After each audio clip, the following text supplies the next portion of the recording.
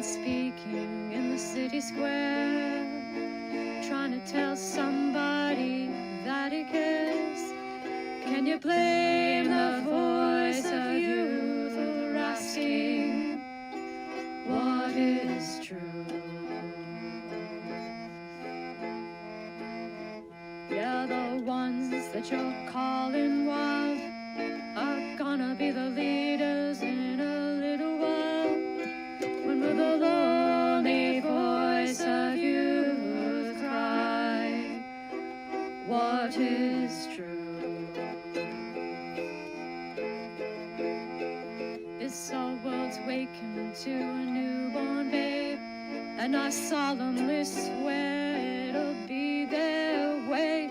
You better help that voice of youth find what is true.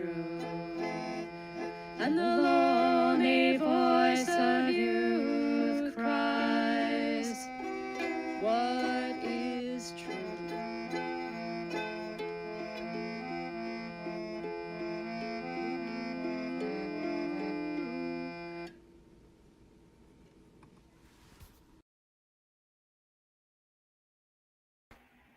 All right. Welcome to a Muppet stream. We're kind of ready to go. There's nothing on the board today. I know, it's terrible. But we've got our Sam Pell, right? We've got our Muppet mug.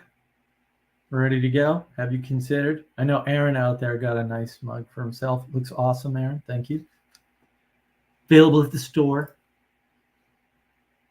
And yeah, we get some Table Rock tea, wintergreen. Awesome. It's still steeping. It's hot off the presses there. So yeah, we're doing a Muppet stream. And if you're like new to the streams or whatever, this is more sort of rambly. It's kind of a roll up of stuff I've seen over the week, the month, whatever patterns I've been noticing, things I've been thinking about, new words, new ways, new things, new navigation in the world. And yeah, so one of the guys I know from my entrepreneurship meetings is saying, "Oh yeah, I showing off your stream, and you're like a modern day Aristotle." I was like, "Wow, that's whoa, heavy burden." Really appreciate it though. That's pretty impressive if it's remotely accurate. Yeah, I would like to think we're at the steps of the Agora or something, or headed to the Grove to all chat up some deep philosophical point using wisdom and not actual Greek philosophy, which is actually science. Modern science is just ancient Greek philosophy. Who knew? Apparently no people who've read ancient Greek philosophy, which is weird. But anyway, it's the world we're in.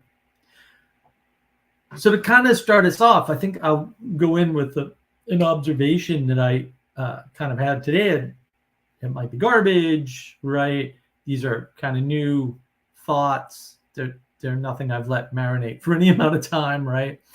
And I'm just gonna like share them now. They're not vetted. There's really not a lot of group help, right? They're sort of missing that careful distributed cognition that most of my streams have. But this is a Muppet stream. That's what this is for. So the observation is that, the truth is that which comes forth despite your efforts to the contrary, right? And people often reveal the truth and their beliefs, right, in spite of themselves, in spite of their personal agenda or their egoic agenda. And it's just something to think about, right? I'm not sure if it's right, how right it is. It's just sort of something that popped into my head. And astute listeners will probably realize that this is sort of related to my short form definition of reality, which is that which objects to your subjective experience. It's a similar formulation, right? I'm using, an embarrassingly small number of patterns to do everything. And I almost feel guilty. The rest of you are struggling, and I'm like, oh, that's pattern number 3. Like, Why are you struggling with pattern number 3? Yeah. Anyway, and like along those lines, we have a problem sort of seeing the truth, right? And often the truth is simple, and that's why, or one of the reasons why I believe we have a problem seeing it. So let me explain. Why is it that we don't like simple answers?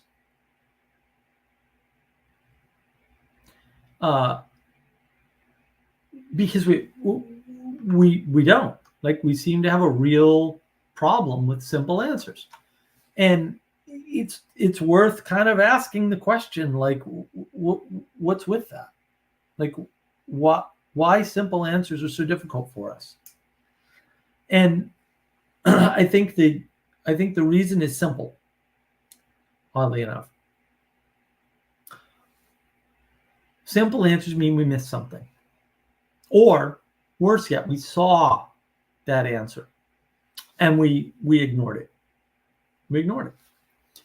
And also, the way we arrived at that answer is a problem. So if we got that complicated answer, or we looked into the issue, we consulted some experts, we did some reading or whatever, the people we relied on to tell us something about the thing that is simple lied to us, or aren't experts, or whatever. And like that sucks. Like, wait, we relied on the wrong experts? What happened? Like, the experts are dumb? They're not experts? I thought they were experts, right? I thought this research was good. It can't be that easy. All these smart people are talking about it and they missed it?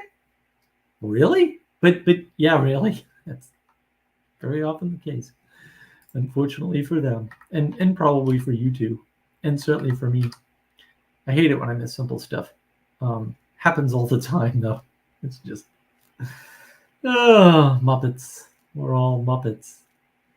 And maybe that you associate that in the age of gnosis, in the age of knowledge, with sin, right? Like, you didn't have the knowledge. You listened to the wrong knowledgeable person, or you looked at the wrong knowledge to come to your conclusion, and the answer was knowable by you, but you kind of skipped over thinking about it. And I think this is huge. Like, I think this is a big deal. It's impacting us all the time. And it's impacting everyone else too. Like, they're just ignoring the easy answer because it can't be easy. Like, we live in this rational world, and but I think we should consider this, that because I do think it's a big deal. Like, a lot of people just don't prefer the easy answer. They miss the simple answer. They miss the obvious, the sort of the elephant in the room. And what elephants are we ignoring, or worse yet, denying? Right? And to save our own egos, or the authority or position of the experts, our beloved experts, to save our own correctness, our image, our knowledge, and that's primary to us now. What are we ignoring? What are we preserving?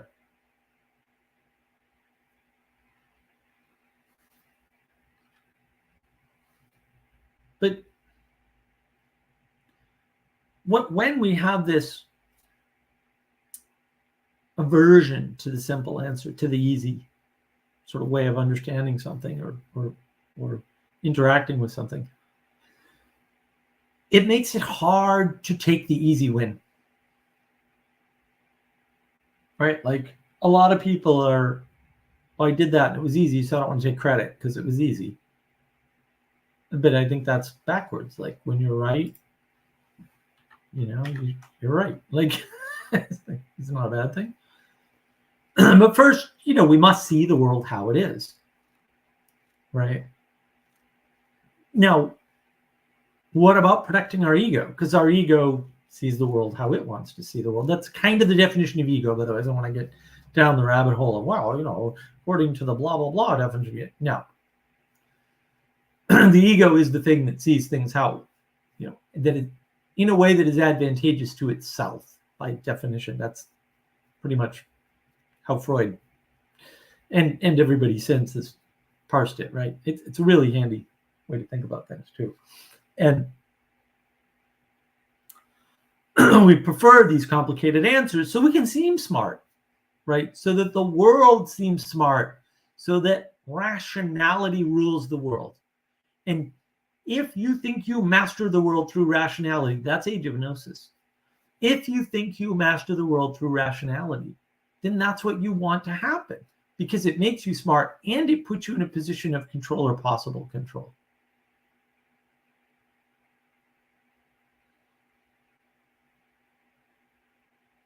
And you can see, right, why you'd want the world to be rational, because we're told we're rational creatures, which is mostly a lie, by the way, but whatever. We're creatures capable of rationality at great cost, great cognitive cost. And we're not all equally capable of rationality. So there goes your equality doctrine right there, just in case you're still holding on to that garbage. And if rationality doesn't rule the world, what does? Well, look, technically, if it's not rationality ruling the world, it's magic. It's something in the ethereal, something we can't see, touch, understand, measure, right? It's a quality. It's the quality of the world, or the qualities of the world. And, we'll try to science them by saying qualia. Stop listening when people use that term. It'll be better for you. Renaming qualities so that you can science it is a bad plan. Like, no. I'm a no on qualia. And it leads us down the rabbit hole. I mean, is the world just suffering from like a lack of authority? Is that what it is? Like we don't have authorities, we don't have good authorities, we don't have authorities we can trust, or we don't believe in authority anymore, we're rebelling against it, right? Or is it an unwillingness, a lack of need to defer? We need not submit because we're rational creatures and we can know the world because the world is rational.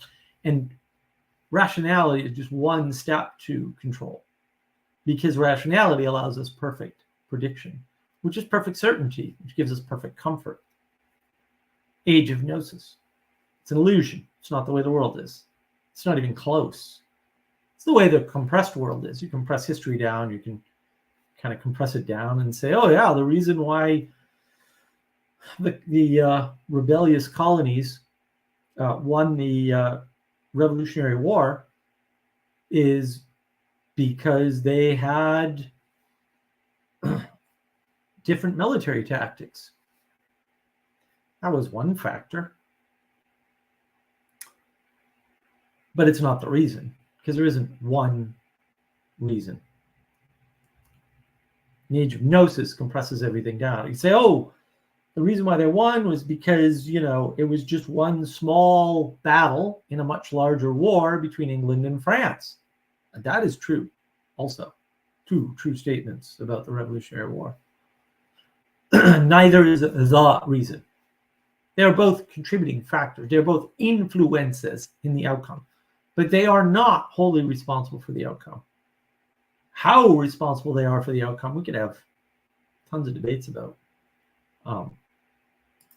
But we're not here to do that today.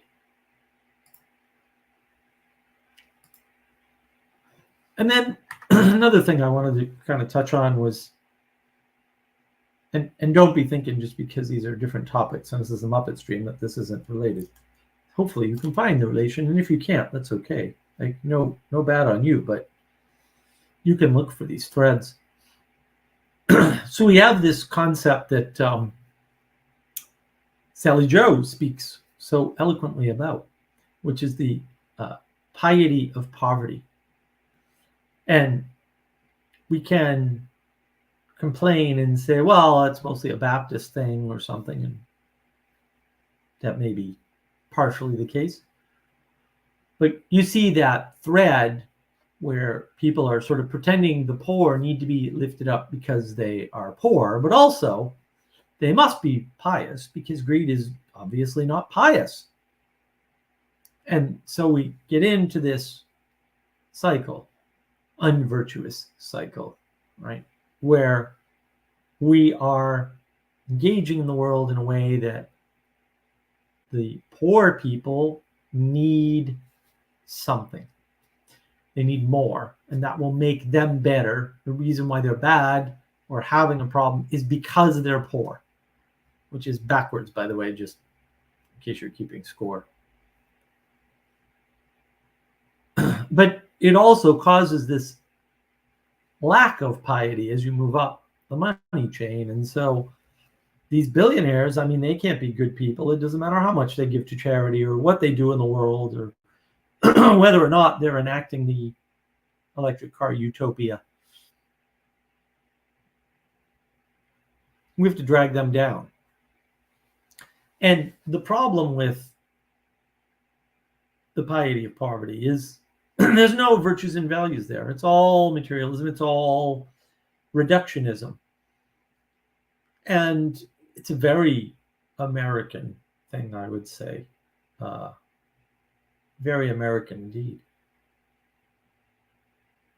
It's just interesting, right? Because it does definitely connect to my next point, which is the flat world. I mean, it's becoming evident everywhere. People are starting to use the language, starting to use a lot of language, listening to some Peugeot and Richard Rowland on the Universal History on Christmas, which is interesting. It's less of a universal history story, which was disappointing, but that's okay. Richard Rowland is entertaining, and so is Jonathan Peugeot, and you can just hear the language flowing out. They're using a lot of the same terms that we'll say we've been using the Peterson sphere for quite some time. And you see, John Vervaeke and thumbnails and things like that. And to some extent, it's ironic, right? The world is converging on some of this very similar language, probably with good and important reason. But the world is flattening.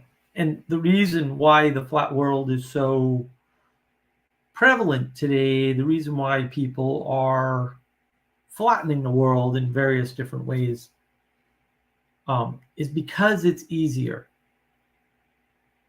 right? It's easier to think about the world.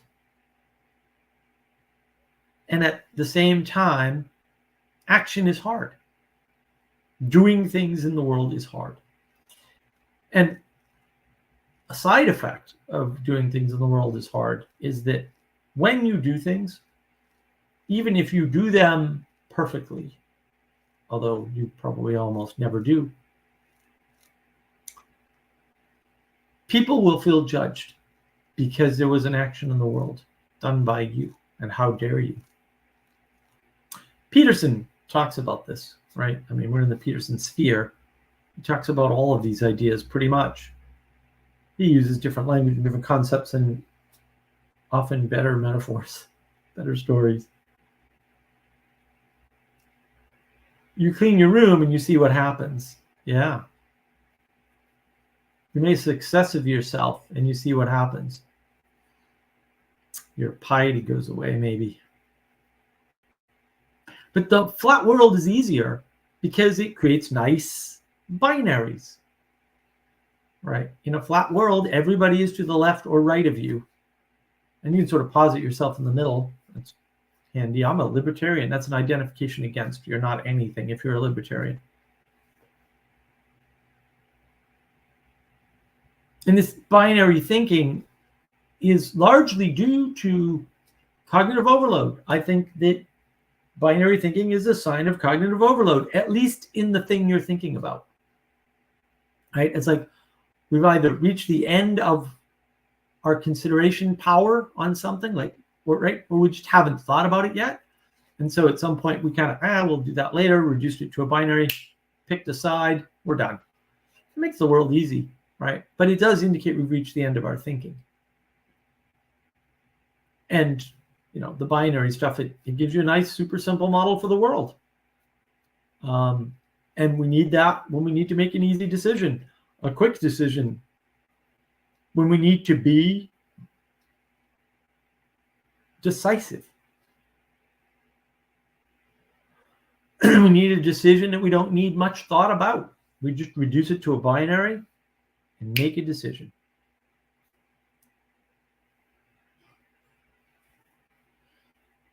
And binary away, right? But did you think about it? Did you consider it now that you have it down to a binary? Better yet, can you? Can you? Or are you just telling yourself you can, and in fact you can't? And segues nicely. Is flat versus complex a binary? Glad you asked, actually. When you enter into a binary, you have to understand that you, and for most, maybe all values of you, are quite capable of putting anything in a binary frame. That's not hard. This is a non-accomplishment. Right? Boiling things down to A and B is really easy for us to do, and I'm not saying you should never do it or anything like that. Okay. Flat is flat. Complex has qualities that flat does not have, and therefore it's not a binary because they're not opposite and they don't oppose one another. The flatness exists within the complexity. Binaries and flatness are reductions by definition. And it's always important to know where your definition, where your starting point, your axioms are. And so, sure, you can put anything in a binary. And sometimes you have to, because you have to make a decisive decision. You need to make a quick decision. You need an easy decision because you've just made a bunch of hard decisions, right? And so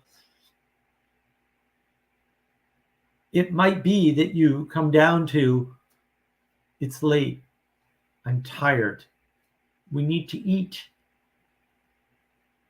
there's no energy in the house, cooking stuff takes time, we're out of time, we need to make a decision. Are we going to order out? Are we going to go to a restaurant? Because we've already ruled out due to being tired, so we were never in a binary, right? We've already ruled out making dinner ourselves. It's too much. And it's like, well, maybe we're too tired to get in the car. Okay, we're going to have somebody bring us a pizza. Fantastic. We've resolved the binary. Oh, what kind of pizza? Now, when you look back on that decision, you're like, oh yeah, we just kind of decided to get a pizza and of course pepperoni, because if you don't like pepperoni pizza, you're not a human. So we get a pepperoni pizza. Fair. When you look back on your decisions, they all seem binary, all of them, every single one, because you did the hard work of filtering out all of the things until you got to the top two, and then you made a decision between priorities. That isn't what happened, right? Like, what happened is not you made a decision between two things. What happened is you filtered out all the other things first. And, we don't know that. And that's the problem, is that I have a video on this, 1, 2, and 3, right? There's a big difference, right? 3 and the relationships between 1 and 2. There's way more relationships with 3 than 1 and 2. It's not linear. It's not a linear progression, right? And likewise, a lot of things aren't binaries because the alternative is not of the same quality. It has more qualities, right? It's richer, it's deeper, it's larger. It is in some ways encompassing. Flatness tends to exclude. That's what it does. It separates everything into binaries or ontologies, which I'm also not a fan of. They have their place. but can't reduce everything down into an ontology. And so that, this binary stuff, this flattening of the world it's hard on us. And to be fair, you cannot avoid reduction because you're always overloaded. I mean, first there's the flood of information, the age of gnosis, right? We've got this age of gnosis problem. There's just too much information. There's a flood of information. We're basically lost in seas of information. We mistake this for knowledge. Different problem, but related. Age of gnosis causes many little problems that don't need to exist, by the way. And we have to reduce. Like, we're just Muppets. We don't have a choice. And that's why we need to submit to distributed cognition in some form. Distributed cognition through time is preferable because it's survived.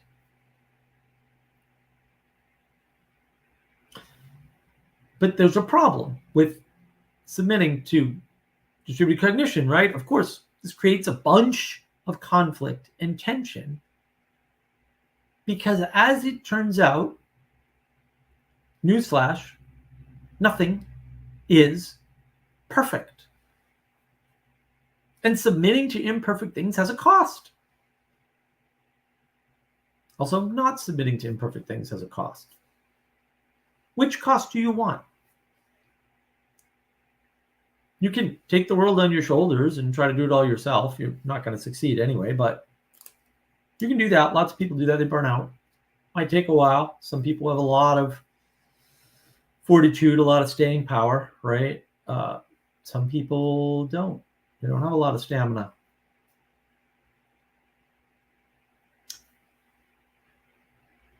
But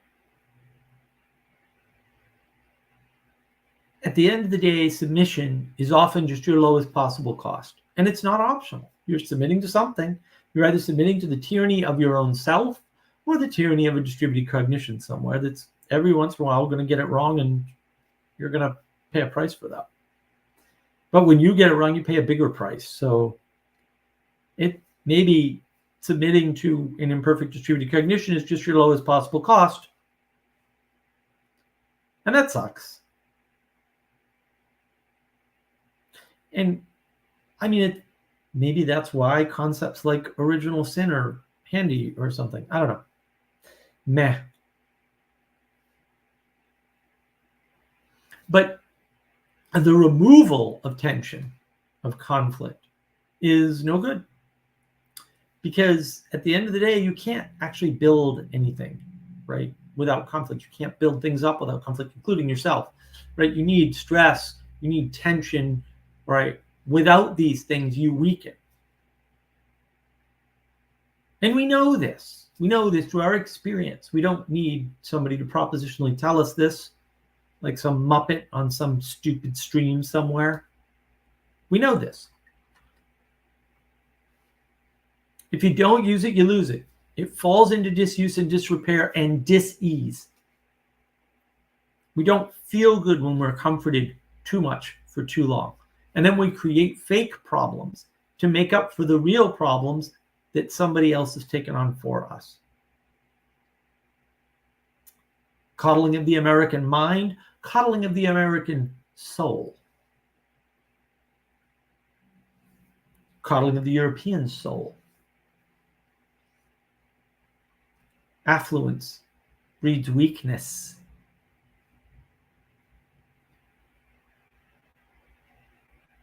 It doesn't have to be that way, but boy.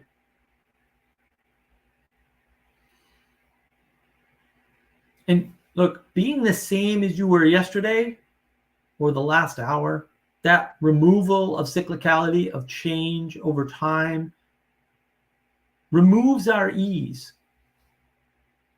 We actually become uneasy. In the short term, it works. Vacations, big fan. Go to Hawaii, it's awesome. Go to Croatia, also awesome. I go to Edinburgh, Scotland. Beautiful place, awesome. But don't stay there. Certainly not in Hawaii. Oh my goodness, Hawaii is like an energy suction trap. Just island time just infests your brain, and you're like, Yeah, we'll get there eventually. Which is nice to do every once in a while, especially if you're anxious and you run around a lot. You're not trying to keep busy. You need that cyclicality that you have to come away from your vacation and back into what you're doing or what you were doing. You have to get back into the swing of things. You have to start working again. You have to start building again. You have to start that cycle of conflict and tension and release, stress and de-stress, stress and relaxation, stress and entertainment. You have to do that. It's not a binary. It's not stress, no stress. Stress entertainment, stress relaxation, those are different things. Stress of this type versus stress of that type even. And that flowing cyclicality, that seasonality, that's important. That's how we grow. That's how we build things. And ironically, another thought that I have is that thoughts are flat. They have no depth, no width, no height. And therefore, there's no hierarchy inherent in thoughts. We give thoughts the hierarchy if we're wise enough to do so. And Jordan Peterson's right, like hierarchy is inevitable. It's older than trees. So there's that. So thoughts are going to have hierarchy like many other things do. And they're flat. So no wonder why we tend to create flat models of the world in our head when we're allowed to do so. We're not given a lot of interaction with the real world when we don't play enough. We don't experiment enough in participation with the things outside of ourselves. Right? Action has to be outside of you. Things inside of you are not actions. You cannot validate and verify them using other people. It might seem like you can. Oh, did you see that pink unicorn? Yeah, I did too. Oh, okay, it must be real. No.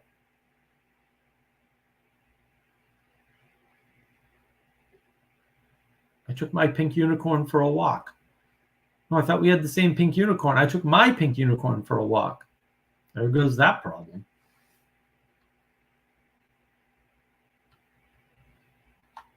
So we're assigning a hierarchy to our thoughts, and our thoughts are flat, and therefore the models we create with our thoughts are flat. And yeah, there's ways to create thought models that are not flat, but the thoughts, the things they're constructed from, are flat. Very easy to fall down that rabbit hole. Very easy. That's that line between illusion, right, and reality. I have a previous live stream on that. Illusion, fantasy is required. It's part of your imaginal realm. It's part of your imagination. But it's too easy to build a model with those things. And then the problem becomes you have a flat model.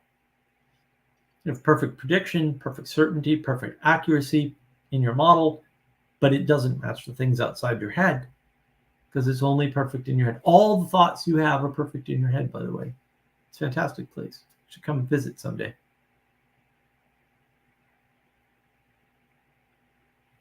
And the lack of hierarchy is important because the fundamental problem that we're having nowadays is a lack of communion, of commonality, of common ground,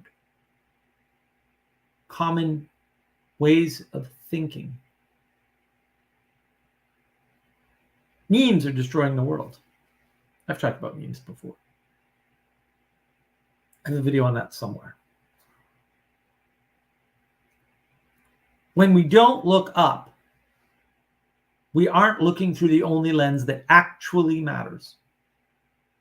Sure, things get easier, or at least they seem to. But really, we're trading off one lens for another. But all the frames that you can have, political, economic, they make more sense when you look up. When you aim higher at the true, the beautiful, and the good. And you can use that lens as your primary lens. And then you can look at politics and realize it's downstream from culture. Well, politics is downstream from culture. What's going on? Why do people think that politics is moving things? Because it's clearly not.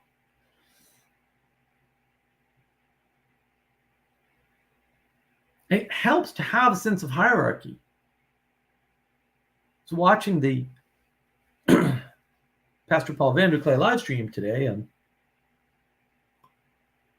always boggles my mind. Like they're sitting on the doorstep of the answers to the questions they're asking. And it's like they don't know they're sitting on the doorstep. And I'm, literally in the live stream comments screaming at them, typing in all caps. Hint. What is crypto Catholicism? Like, do you mean that people who understand hierarchy and structures and institutions and have expertise in them are more likely to either build them, run ones that other people build, be able to maintain them? Because, duh.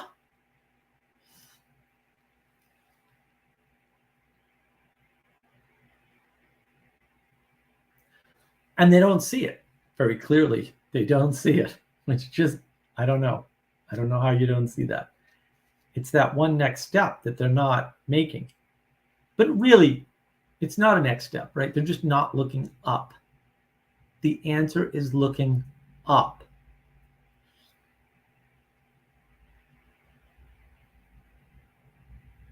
And maybe they were looking up or not high enough. I don't know. But it didn't look like they were looking up to me.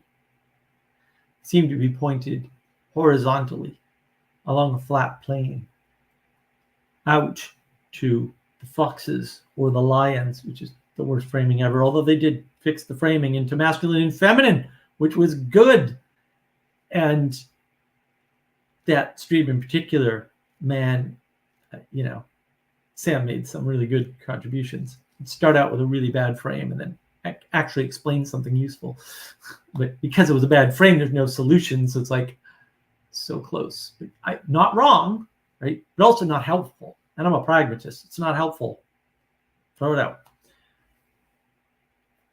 Lots of descriptions work. Lots. I can take anything and describe it to you 6 different ways, and those descriptions will work. Maybe one of them is useful, though. And you can always do the useful for what argument. And sometimes that's a valid argument. But the point is, there are way more useless descriptions than there are useful descriptions. And we don't understand that. It's a deep asymmetry. The world is not symmetrical.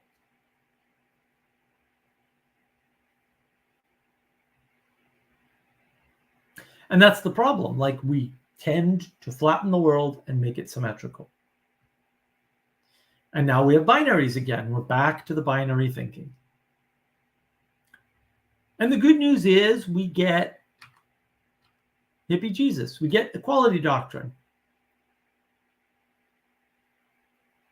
Everyone's equal. We're raising up the poor. We're dragging down the wealthy. We're going to make everybody equal, right? But equality doctrine means we aren't supporting the people rising to leadership. Instead, we're criticizing them. We're dragging them down. We're critiquing them.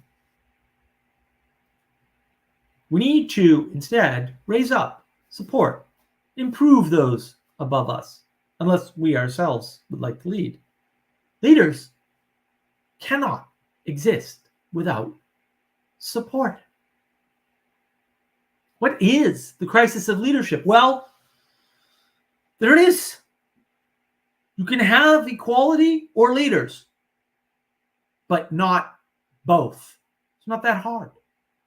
It's a simple answer. And those leaders are going to screw up.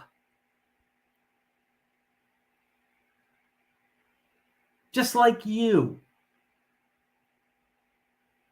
maybe a little grace for the poor leaders who are making a sacrifice to do this leadership that everybody says they want, but nobody will submit to anyway because they want to live in an equal world with hippie Jesus. Because they can't read, by the way. That was hinted at in the stream. It's a good stream. I don't know if I can recommend it, but there's some good nuggets in there for sure.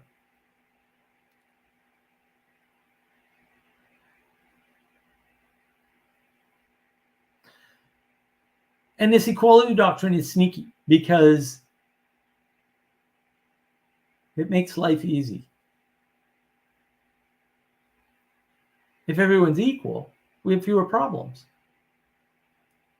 And democracy implies equality. And one of the deep mistakes that Sam made in the stream, which just drives me nuts, oh, well, there's this democracy thing, and, we're trying to keep our democracy. We don't live in a democracy in the United States. We're a democratic republic. We're a republic. Why? Because democracy screws up. We know this. The ancient Greeks knew this. They wrote about it all over the place. It's in a wonderful tome you may have heard of called The Republic. It's in the Republic. About the middle of book 8. Talks about why democracy fails and how democracy fails. And oh my goodness, go read the middle of book 8 and then look around suspiciously. And then ask yourself, why? We have a simple answer. Plato had a simple answer and explanation, tongue-in-cheek though it may be, over-reduced ad absurdum it may be, because the Republic is nothing if not absurd on purpose. He had a simple answer to how democracy blows up, what it leads to, and why it leads there. Plato had that answer, and we're ignoring it. And it has to do with equality doctrine, although he wouldn't put it that way, or at least he didn't in the Bloom translation that I'm reading.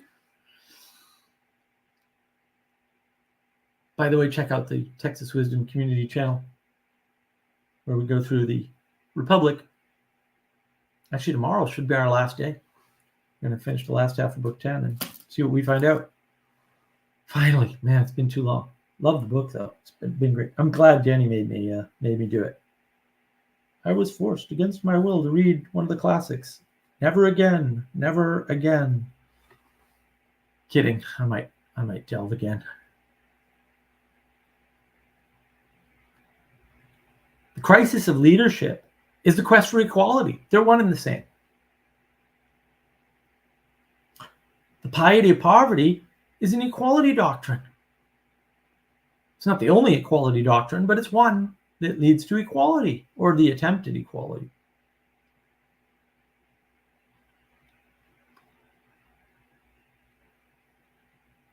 And that's part of the problem.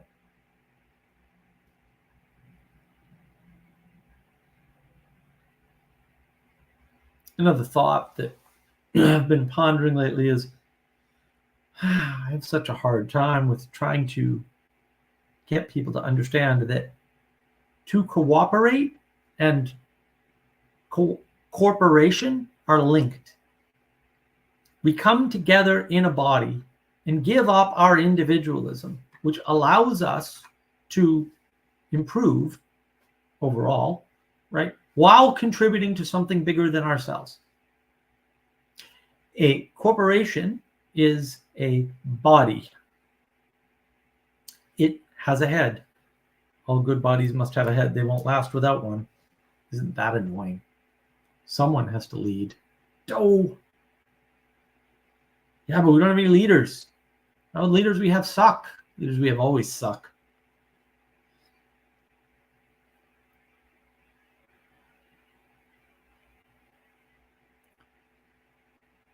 In order to cooperate, we must be part of a body, a corporeal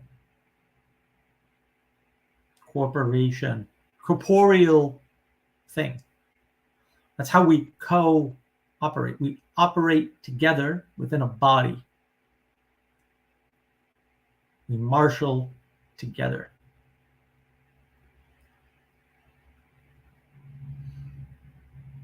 And that's how we get things done that are bigger than us. And maybe it's not the only way, but maybe it's the best and easiest way.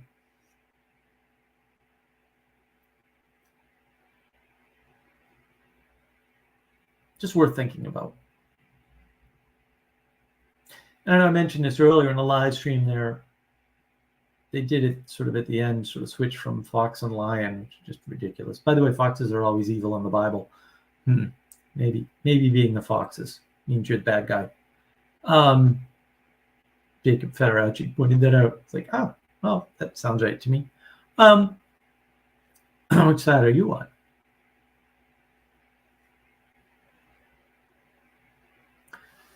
The masculine and the feminine is a better frame. The problem is we keep talking about it, and the feminine should remain hidden. Talked about this before. There's a good movie my good friend and editor Michelle turned me on to called Sanctified. It's quite a good Western, very good Western. It's a good Western. It's modern, right? It's recent, rather. It's a recent Western. I think it came out last year or something. It has a really good embodiment of the divine feminine in it. Sort of impossible to overstate how well done it is. It's not sort of perfect. But also, I did finally go see this Godzilla -1 movie. And wow. So what you should be doing, you should quit this stream and go watch that movie now. It is good. It is really good. Godzilla appears like 4 times, which is the way the classic Godzilla movies were, by the way. I'm rather a fan of the classic Godzilla films. And I know a tiny smattering of Godzilla history and an insignificant amount of Japanese history, unfortunately for me. But also, like, I'm a Westerner, so there is that. The movie works on multiple levels. It is a personal struggle. The monster is archetypal. There is commentary on Japan, the Japanese people, and submission. And the divine feminine is there. And the divine feminine drives the movie.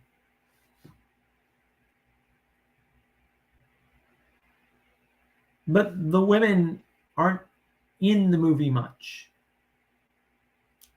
Every scene they're in moves everything. But they're just not there. They're not even in the beginning. We shouldn't be talking about the divine feminine in that way.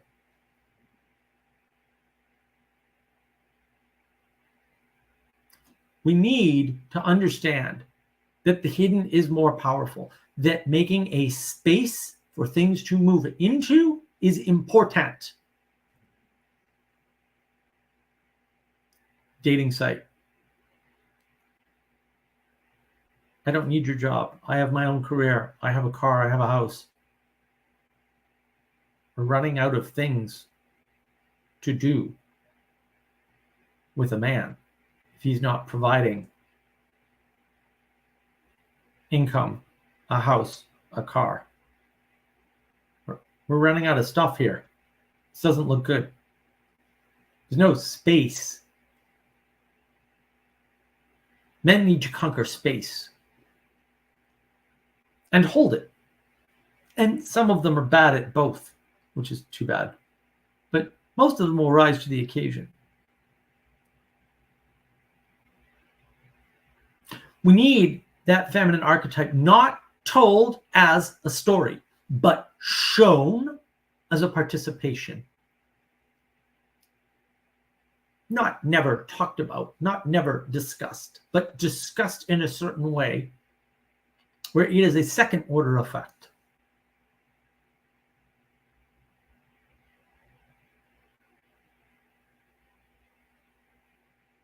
Where it is an exemplification that causes an action not an action in and of itself. The divine feminine is not an action. It's the definition, the creation of a space. Talk too much about it, you'll destroy it. What do you think's been happening?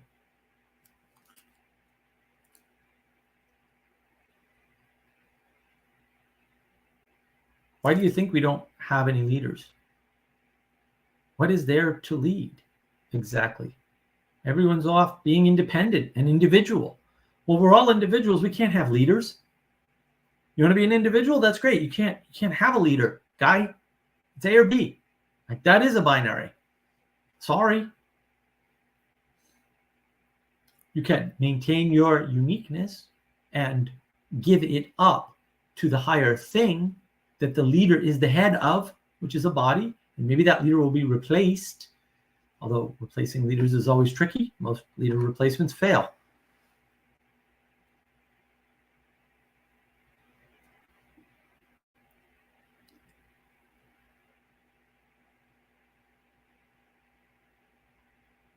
And that's sort of the trick of equality, right?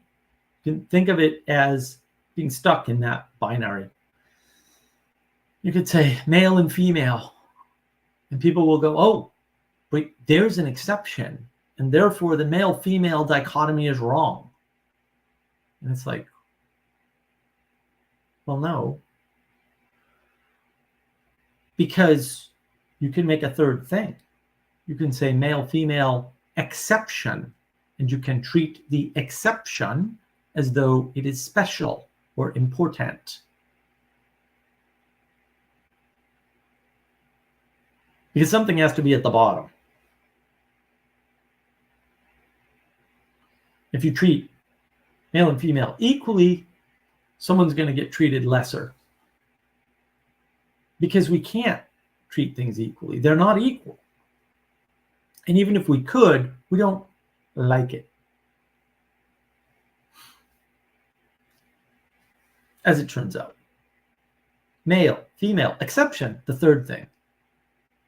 That re-enchants the world. Right? It gives you, lifts you up off of the horizontal flat world plane into, oh, there are these things that don't fit in these buckets, and that's okay. Now we have to do something to account for them, but not the same thing we do to account for the two more common cases that are the overwhelming majority, but also need separation.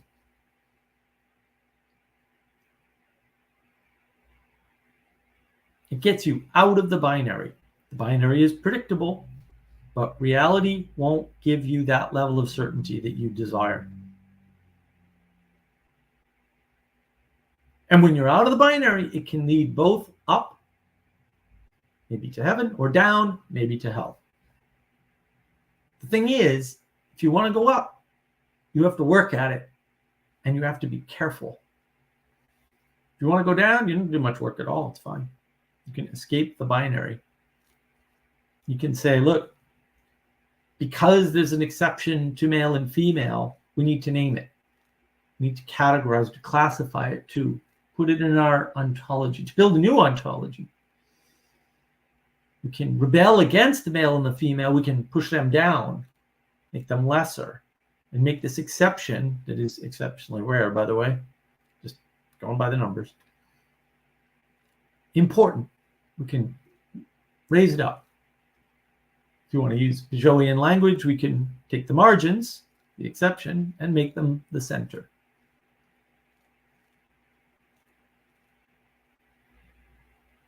But we'll just fall down into hell. And that's what's happening.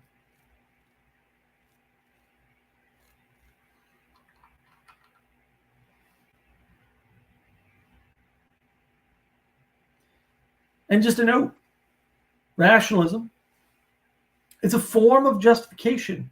It's not a justification for an action. All your justifications for actions are religious, fundamentally religious. People use the term metaphysics, they mean religious. See my video.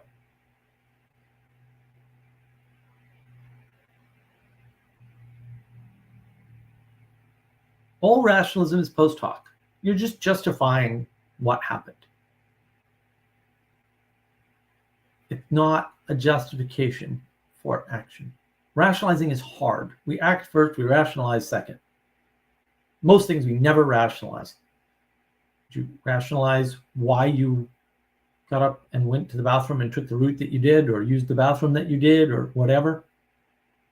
I'm not saying nobody does that. Actually, I totally optimize all my routes through the house. It's really sad. I have all these formulas for figuring out, like, oh, I'm leaving my desk. I should pick up all my trash and throw it out and then hit the bathroom. And which way should I do that? And should I drop off my empty teacup first, right? And then do I carry the bag over, or do I go the other way through the house and then drop the bag and the trash into the trash and then put the teacup down and then go to? I do work all that out, but most people don't.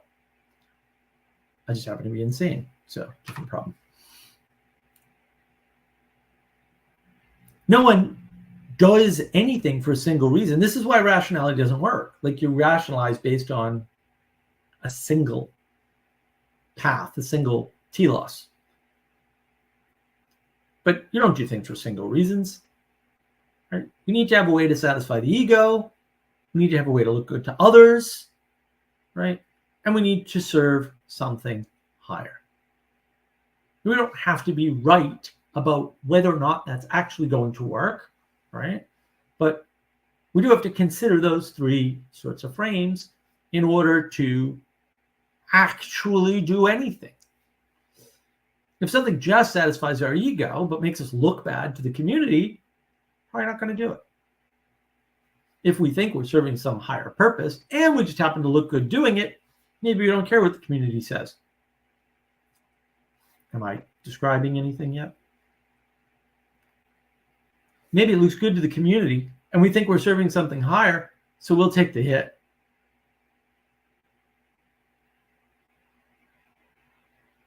And they've got these tomes on psychology. I'm like, freaking really? Really? No. You don't need that. It's way easier. But hey, what do I know? I'm just a Muppet. You're a Muppet. We're all Muppets. It's good to be a Muppet. And with that, I think some wintergreen tea from the Table Rock Tea Company. Very good. It's unique tea. This was the one that's picked cold. I picked the tea leaves cold instead of in the winter, rather, instead of when they're ripe in the summer. And so, actually, the spring, I think they ripen in, I think they normally pick them in March or something, which is spring here.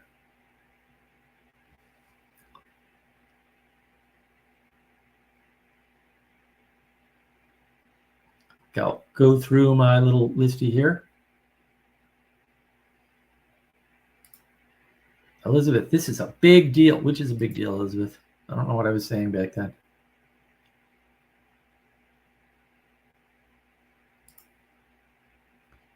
Christopher joined. Good to see you, Christopher. I hope all is well. What are you doing up? Oh, wait a minute. Is it the middle of the day where you are? I forget.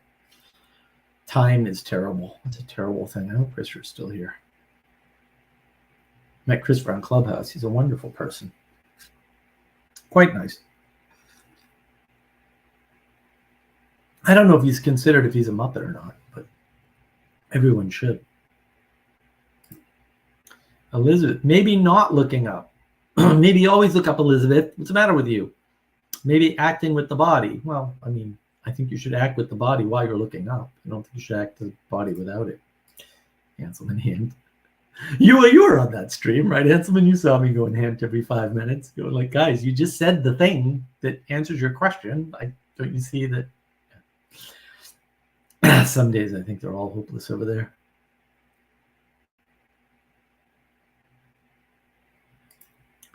Wrong is almost on time. Well, dude, there's a big difference. Hanselman was late? Hanselman, you were late? All right, that's it.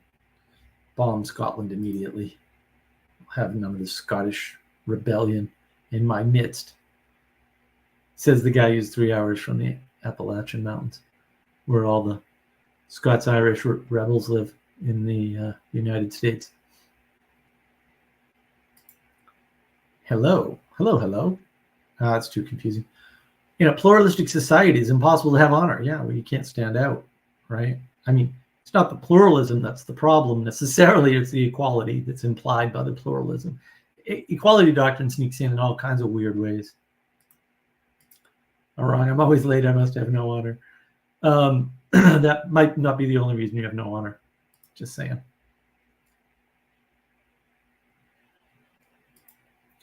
Hanselman, we have been given some leaders who are laughing stocks deliberately, it seems. Okay, and we weren't given leaders. Like, we participated in that problem, right?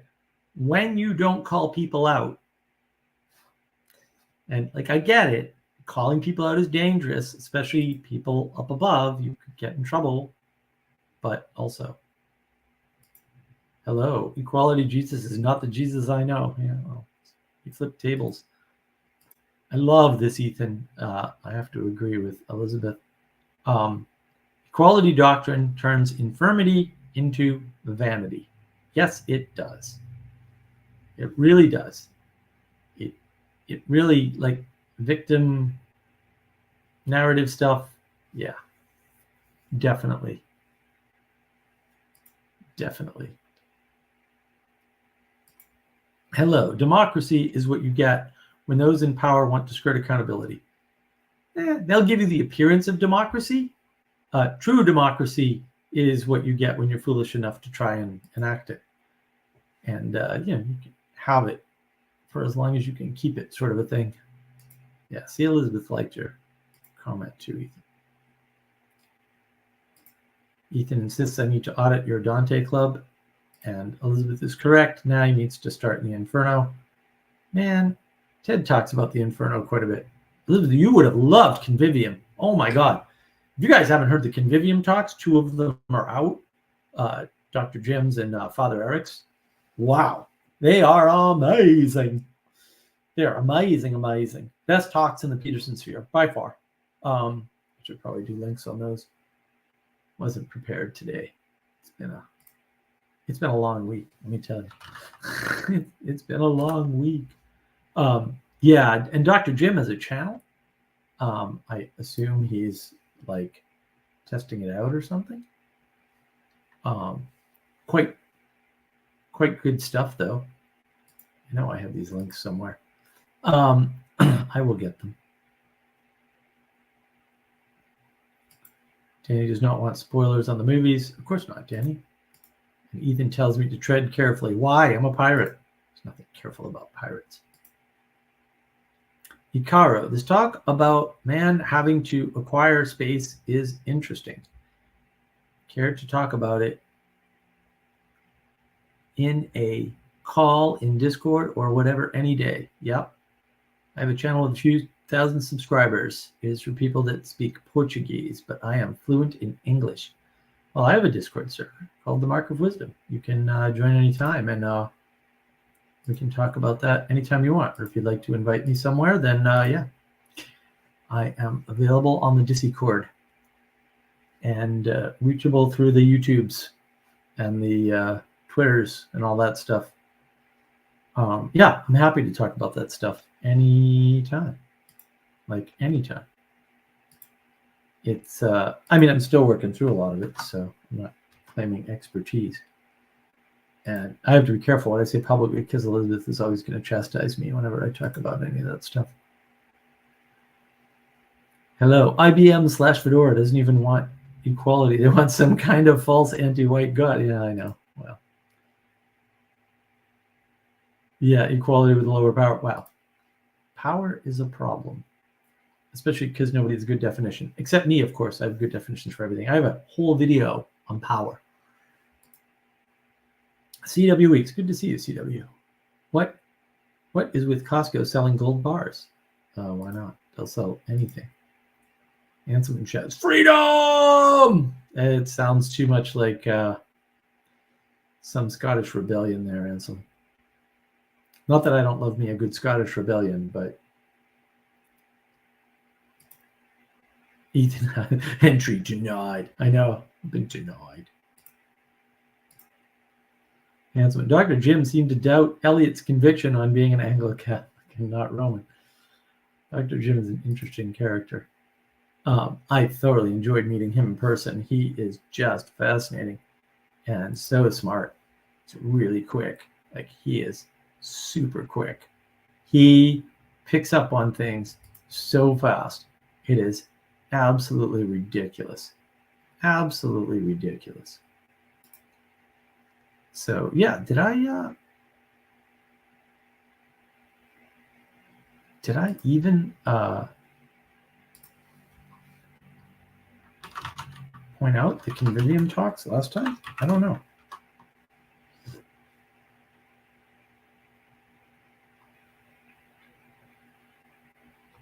That's one of them.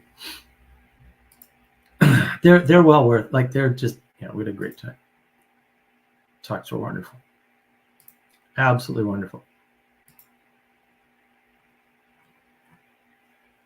I know Father Eric's talk is here somewhere too. Also an excellent talk. Yeah, these talks were such good quality, and hanging out with everybody in what was actually a retreat was quite nice. Hello, pluralism also doesn't exist when tried. Yeah, well, people always have in-group preferences, right? Well, we have to. Hierarchy is inevitable. That's why there's no honor, because who do your actions honor? Offense to some, honor to others, not good. Well, yeah, it's a problem. It's a problem if you're trying to have one group instead of many that get along in their own specialties. And this is the thing, it's weird, right? Oh, I believe in evolution. It's like, well, specialization is key to evolution. Specialization also requires groups and in-group preferences. I don't know what to tell you. It's kind of baked in.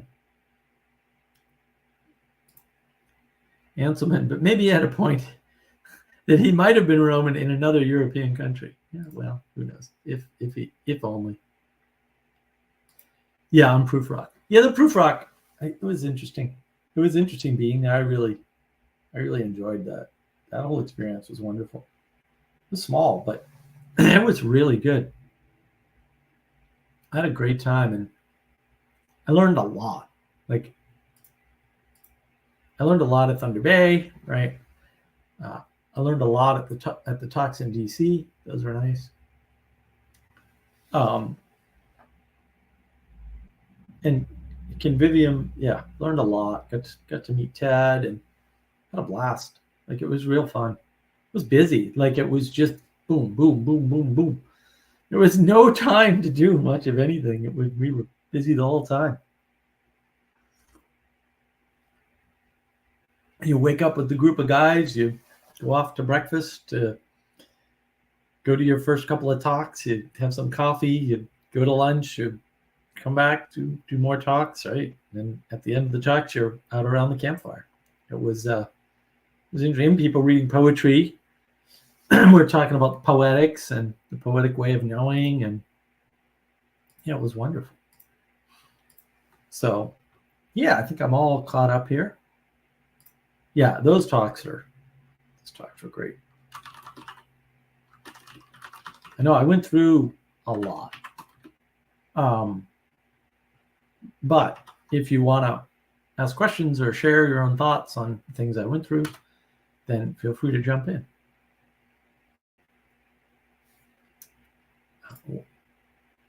Whoops, trying to do stuff and things are moving.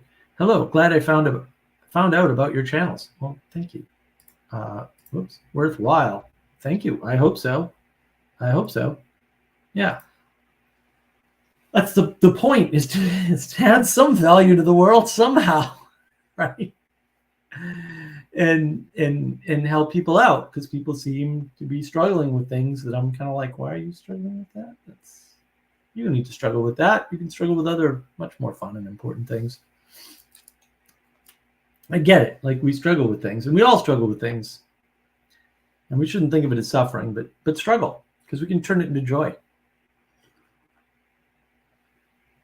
Or, of course, we could turn it into more struggle if we want, or more suffering.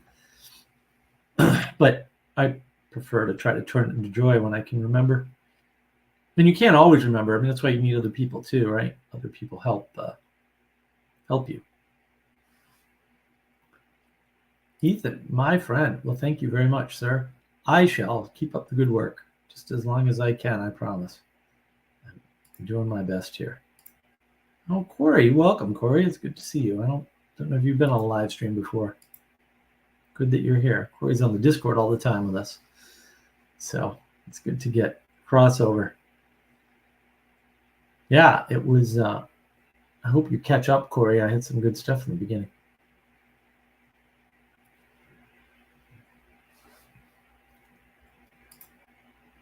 Hello. God gives you trials and suffering so you can grow. It gives you character. I don't know. I think he gives you struggle, not suffering. But, this is a big bone with me and suffering. I think suffering is inevitable, but what we get is struggle, and we can turn it into joy or more suffering. It's kind of up to you. You take any struggle and make it worse. And it doesn't even take that much effort. So if you're lazy, more suffering is free, or at least very low cost. But also, don't do that. Life has enough suffering. Don't make more for yourself or others if you can avoid it. And maybe you can't. Like, that's the other part of the problem. Like, you need that tension, that conflict, that struggle. You need it to grow, to build things. Like, you're not going to build a building without tension. It's not going to happen, right? You're not going to create things from other things without, some kind of conflict, right? Corey, Mark inspired me to get my new favorite psychotechnology, a whiteboard. It may come in handy. Good. Well, whiteboards are very handy, I would say. Very handy. Yeah, I wasn't on the ball today, so no drawing. No attempt at drawing. All saved my horrible drawing. It's always time consuming for me to draw anything on the board because I'm just terrible. I'm always trying to get better, though, because you need that struggle, that tension, that stress, that cyclicality, right? Hello. Good choice. I'm making a 3-inch e-ink Wi-Fi connected P2P note block. That sounds like fun. That sounds like a lot of fun. Using like Raspberry Pis or something. I've got an e-ink display for one of my Pis, for a Pi Zero. Actually, it's pretty cool. It's those e-ink displays are great. Nice if you don't need high refresh rate stuff. What else? Who else has got questions? Come on, that was a nice rambling monologue. There's so much meat there. I could dive in on any of it, or at least try to. I think we are missing sort of that. Why don't we have good leaders? We're trying to make everybody equal. What do you want? Leaders or equality? Pick one. Pick one. You're not having both. I vote leaders. It's actually a third way. It's not a dichotomy. It turns out that leaders can go in many directions, whereas equality can't go in any direction. So they're not opposing. They're not really binaries. You can have equality within the leadership. Dun, dun, dun. And, to the point earlier, like, you elect the leaders. Like, you pick the leaders. You enable the leaders. If the leaders are bad, that's partly your fault. And that sucks. But also partly your fault. Like, and if you defer, and a lot of people do, and like, fair enough, then yeah, you deferred, man. Like, it's not saying you can't complain about the outcome, but also you deferred. So you got to take some responsibility for that, right? And that's always the problem. Ethan, I liked what I heard of what you said regarding the feminine. Yeah. Too often people try to logicize the feminine, which is impossible and wrong. Yes. Yeah, well, even just speaking about it, like, why do you have to speak about it? Like, I don't understand. Like, why must you do these things? Wrong. Accountability and leadership. Yeah. Who holds leaders accountable? Those people below the leaders. Like, this is the problem. Everybody's got this postmodern top-down power from above narrative in their head, which is wrong, by the way. Completely wrong. Anything postmodern is just wrong and bad and evil. Don't do it. And so they're like, well, what we need is somebody who watches the watchers. And it's like, did you not see the mistake you made there? We need a leader for the leaders. In case the leaders need accountability, we can be accountable to the leaders. You're creating an infinite regress on the upside. That's not going to solve the problem, but it's going to create a lot more. Ikara, what is the space that needs to be conquered, for example? I don't know, dude. I don't make the space. Like, and why do we care? So I had a little incident. I doubt this will get back to her. But woman who runs the entrepreneurship meeting we were all leaving, and she went out to her car and grabbed this huge printer. It was freaking enormous. It was just big enough that you needed two hands to carry it. Of course, no problem, right? She's in shape and goes to the gym and whatever, right? It's not a weight issue, but it's still a two-person job if you're going to open a door. I mean, you can be as strong as you want. It doesn't help. And offered like, hey, would you like us to carry that? It's like, no. I'm like, well, I'm gonna open the door. There's the space. In that case, right? The space was the space to open the door. Because I don't care how strong you are, you're not carrying that thing with one hand. And even if you do, it's a pain and there's people there. Like what? Yeah, look, there are situations where, yeah, you got to go it alone. I get that. This was not one of those situations, right? But you have to leave the space. You have to ask for help, right? You can't be like, oh, I'm going to do it by myself anyway. Why? When you try to be an individual, you destroy the ability for other people to cooperate with you. But you did that to yourself. They didn't do that to you. Oh, the leaders are bad. No, you did that to yourself because you're part of choosing the leaders. You're part of supporting or not supporting the leaders. You can't just blame everybody else. You've got to understand how you're connected to the system and how the system is connected to you and what that means for your responsibility to the system, to the leader, to the corporation, the corporeal, the body that you're within. And maybe you don't want to be in that body, but maybe you don't have a choice either. And what is the space that's open? Well, watch Godzilla -1. All right, watch Sanctified. You'll see the space that opens up. You just got to think of it that way. You can think of it in terms of negative space, right? Like, wait a minute. There's lots of possibilities all the time. There's lots of potential everywhere. Which potential opened up as a result of the interaction with the divine feminine? An opportunity to cooperate, an opportunity to open a door, an opportunity to rescue someone. One of the earliest video games is Donkey Kong. What is the telos of Donkey Kong? To save the princess. If the princess is an individual and saves herself, there's no game. Is that better? Will guys who are actually the monkey at the top of the tower just make a monkey game? Absolutely, we will. Bored Augs, because we're just Augs, will just do random stuff, man. We'll just smash and build and build and smash. If no one's pointing. Which, the pointing might be important. And, if you haven't seen the pointing's right there. The women point to the higher thing. The man just points to what he built.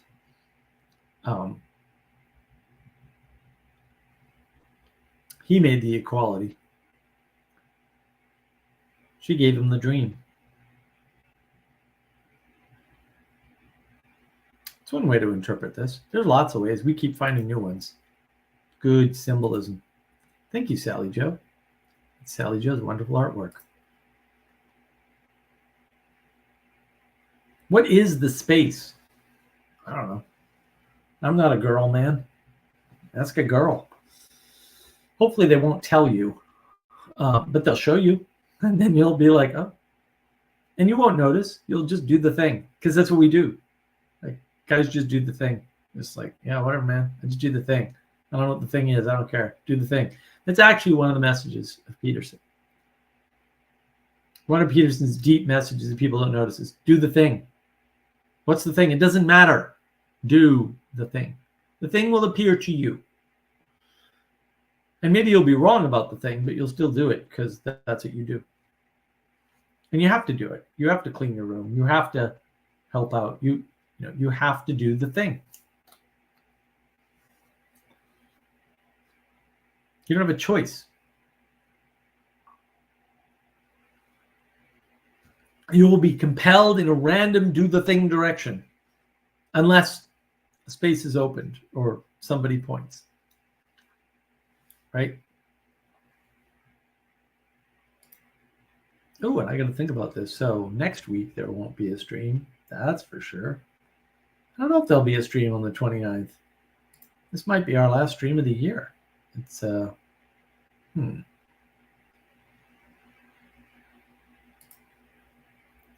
Both and. Is this a convoluted sense-making kind of project? No, there's nothing convoluted about anything I do.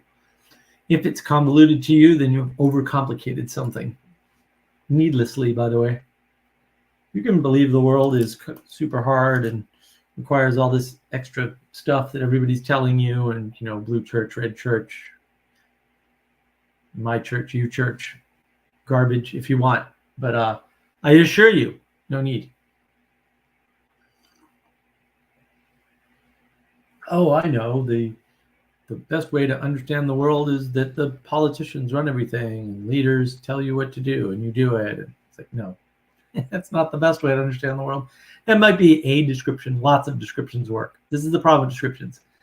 Infinite number of descriptions are accurate, but almost none of them are useful. And we get caught up. We want the hard answer. We're living in the age of gnosis. Knowledge is like the highest value. Something's easy to understand, who cares? We'll throw it out. It has no value. We want it to be hard to understand because then we figured it out. That means we have more gnosis. The more gnosis you have, the better you are. Higher IQ you have, the better you are. It's bollocks. It's all nonsense and garbage. It turns out the people before us, they didn't need that knowledge and they get along just fine. Corey, I heard a frame leadership versus authority. Leadership's power comes from below. Yes, that is correct. And authority is orthogonal to leadership. The leader can be the authority or not. The authority can exist in one or more other persons within a structure. And the leader is often beholden to the authority. Right? And this is why you should not listen to experts. Do not listen to experts. Experts have no skin in the game, as Nassim Taleb talks about. Read all Nassim Taleb's books. They're great. Skin in the game is one of them. The leader has skin in the game. The leader should listen to the expert and then decide if the expert is off the rails or how right the expert is or what the expert is right about. And no doubt the leader will get that wrong sometimes. But so will you. So yeah, I mean, it still sucks, but also not optional. And we need to get back to the things that aren't optional. Hierarchy is older than trees, as Peterson says. That might be a hint that maybe the thing to pay attention to is hierarchy, because it's not optional. It will appear. It will be evident. It will happen. Equality is not possible.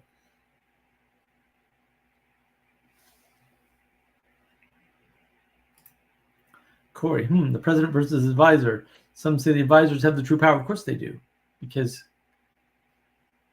of course they say that. And sometimes that might be actually the case. But the leader decides who to listen to and what to listen to. So the power is still with the leader. Right? And sometimes the advisors are wrong. And the leader goes, yeah, you're wrong. And I know you're wrong. And I don't know how you're wrong because I'm not an expert. but I have an intuition. And maybe the intuition is more important or more interesting or just better.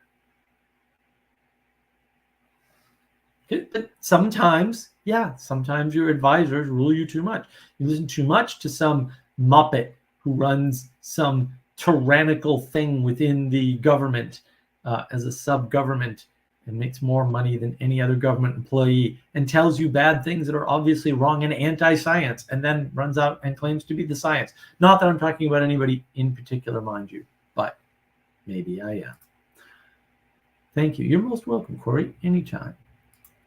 You know well that I'm happy to help you whenever I can manage to do so. I don't know how often I manage it, but I'm always trying.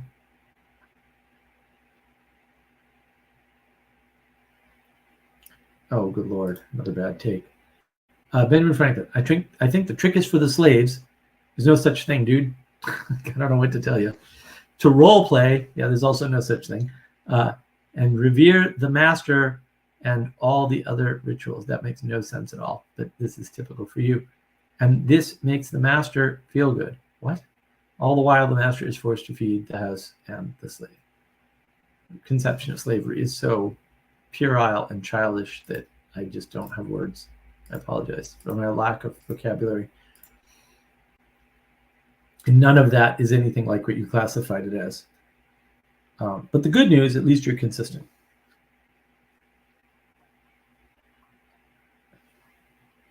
Also, you need one of these mugs, dude. Like, seriously. You need to drink coffee out of it every morning and make sure you read it.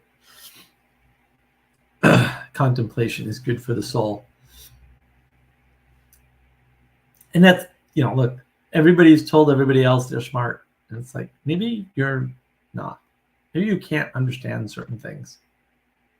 Maybe there are the things you think you understand that you can't understand because you're just incapable of it. Or maybe you've traded off, like you just understand a lot about something, and then the other things you want to understand, you don't have the cognitive power for. I'm gonna do a video on cognitive load one of these days. Videos have been tough. It's been a bad month. It's been a bad month. My editor hasn't been around, so I've got one video ready to go, and I'm gonna have to edit it, it seems, which, oh well, these things happen. Hopefully I can remember to actually do that while I'm mired in all the other things I'm trying to remember to do. What do we got? Many terrible times when people chased achieving independent individuality, totally fake. Yeah, it kills everything. I hate it so much. It must not be tolerated. Tolerance is a problem. Both and. Cognitive load is heavy. I don't know if it's heavy, but your cognition is limited. And it's limited differently from other people's. I don't know if you have more cognitive load or less than me. I have no idea. It doesn't matter, right? It's certainly different. But you have a limit. I don't know where that limit is. Do you? The only way I know I've hit my cognitive limit is usually when I'm reaching for a word and it's not there, and I go, I'm probably cognitively overloaded right now. And that comes and goes. Sometimes all the words come to me. All the memories come screaming back. And sometimes no. Sometimes I'm like, what's my name? How much of a Muppet am I?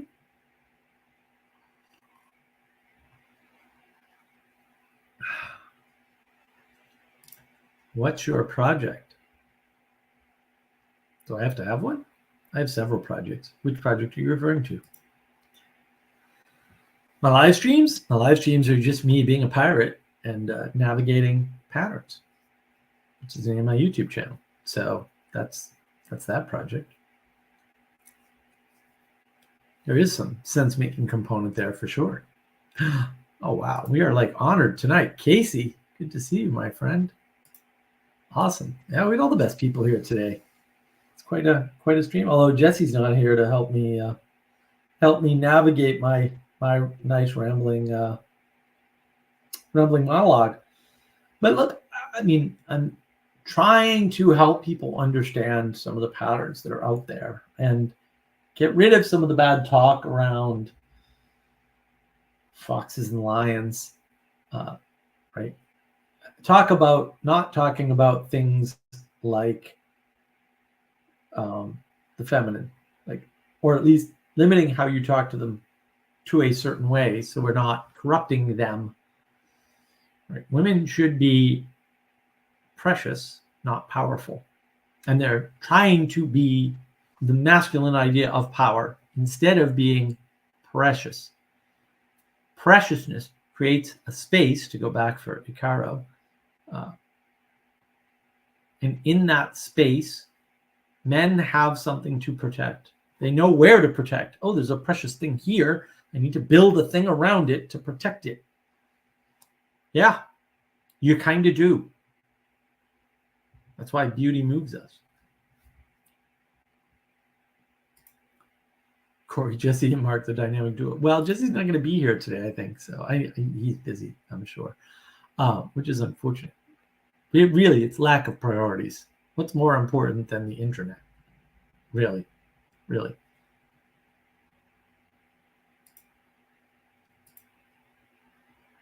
Yeah, I mean, I think the big project is wisdom communities, which we have to get back to. But I'm just caught up in, I am OBE, overwhelmed by events, as they say. There's a lot going on, and I wish it weren't. Jesse will be here, though. Interesting. He's just running really late. Corey, maybe Sally can present herself. This isn't the request show, Corey. Come on.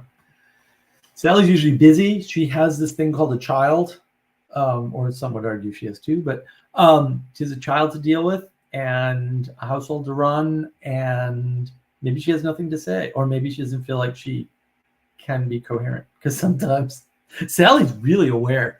Like, sometimes she's like, yeah, I'm not going to talk. Play Freebird? No, I'm not a musician, Corey. You can play Freebird if you want. I do like the shout out, though.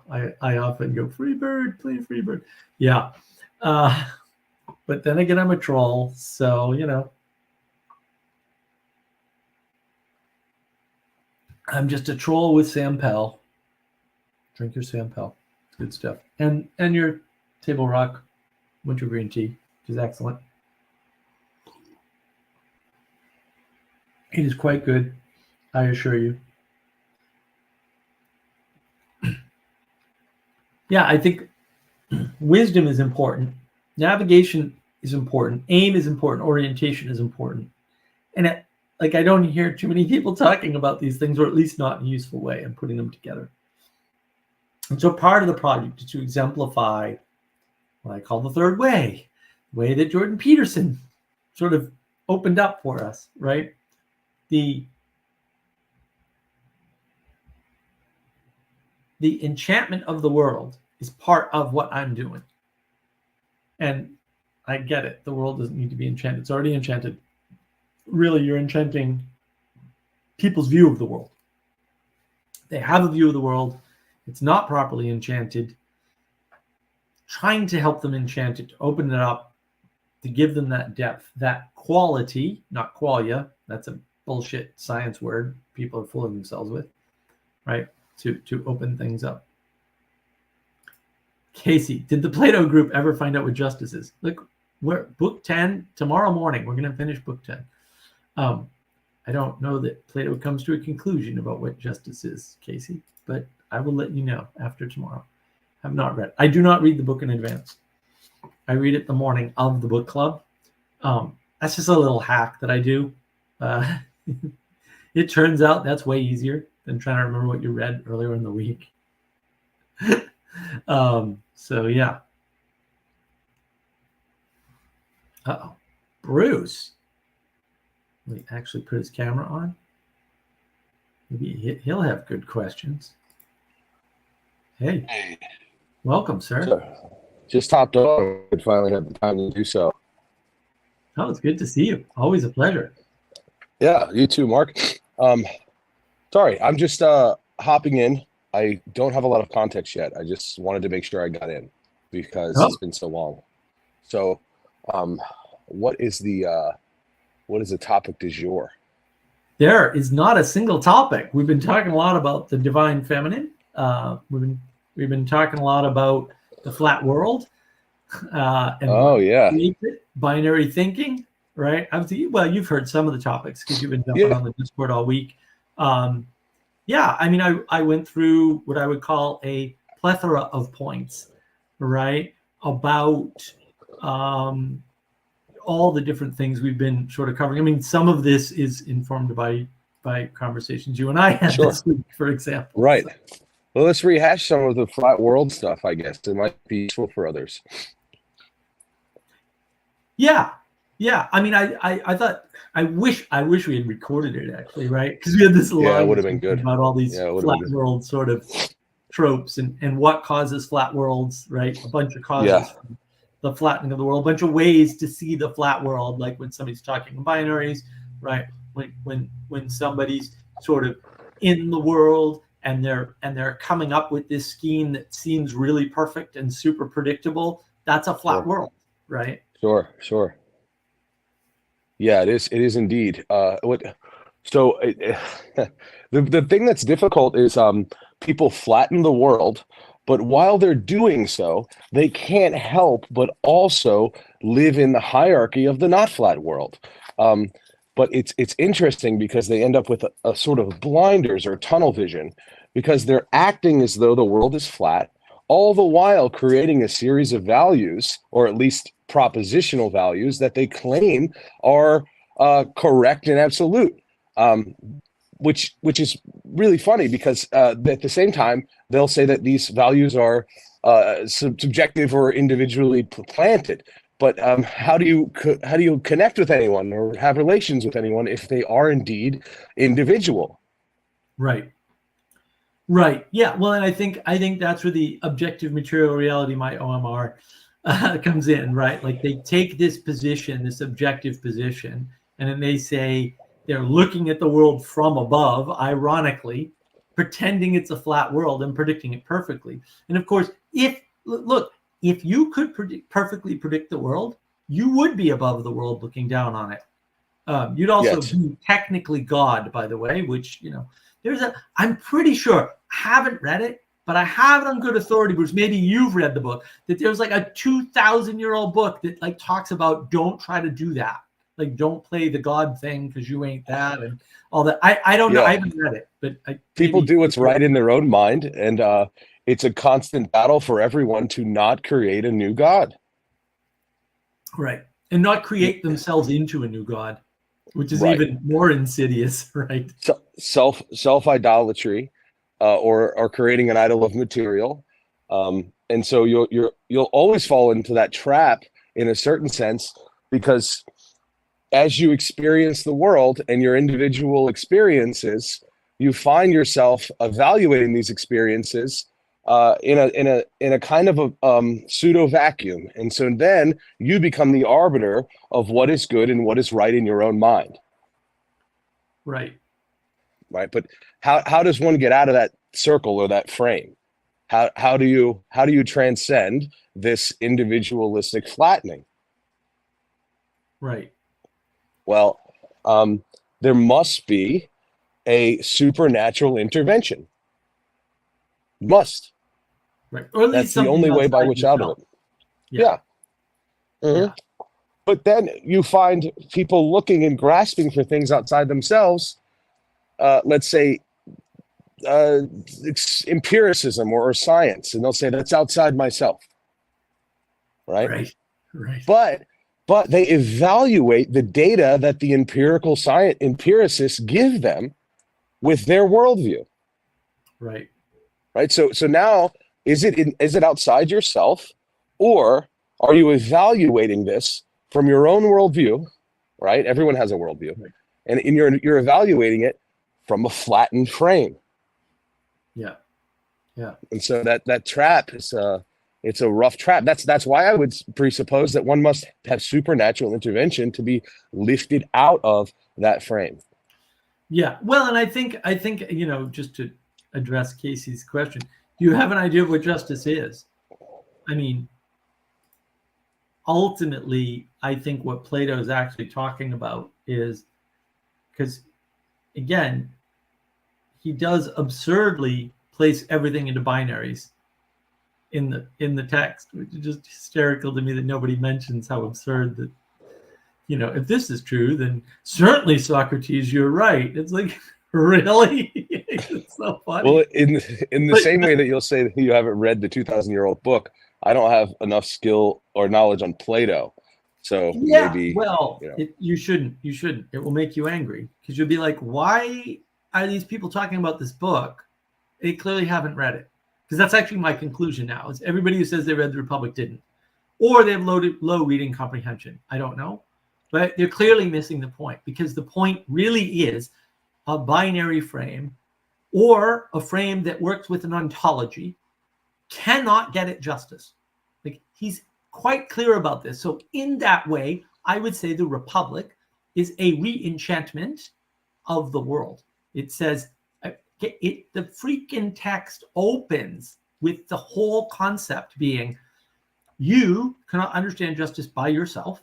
Justice on a desert island makes no sense anyway, right? You don't need justice if you're by yourself. You're an individual. Individuals don't need justice. Individuals can't have justice, in fact. You want to be an individual? No justice for you, my friend. No, really, I can prove that.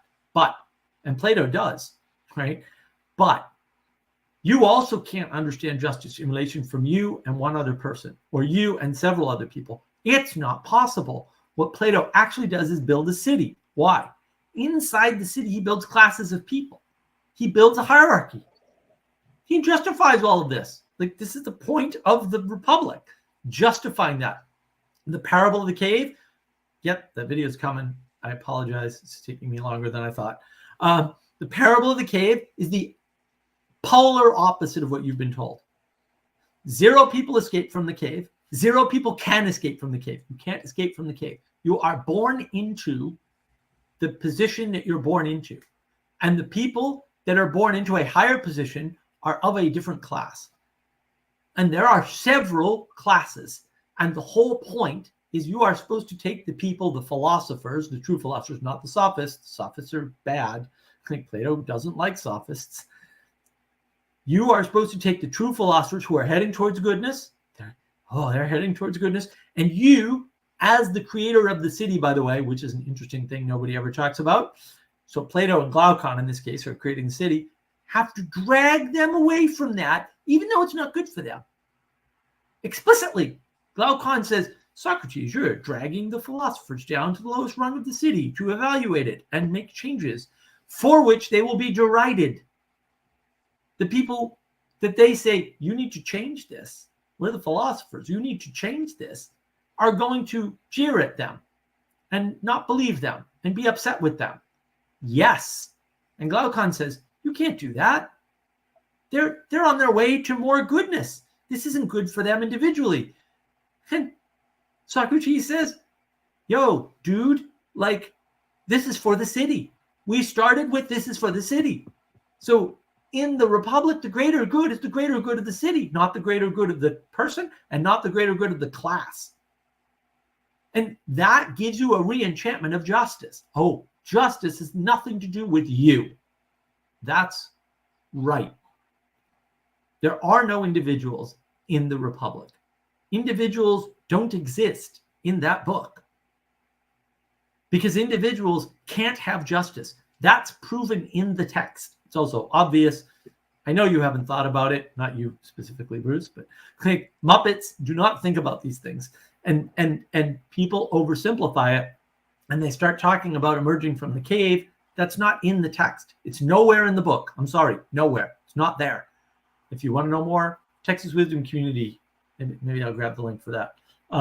Yeah, it's a great little playlist that we have, but that's book 7 in particular, the parable of the cave.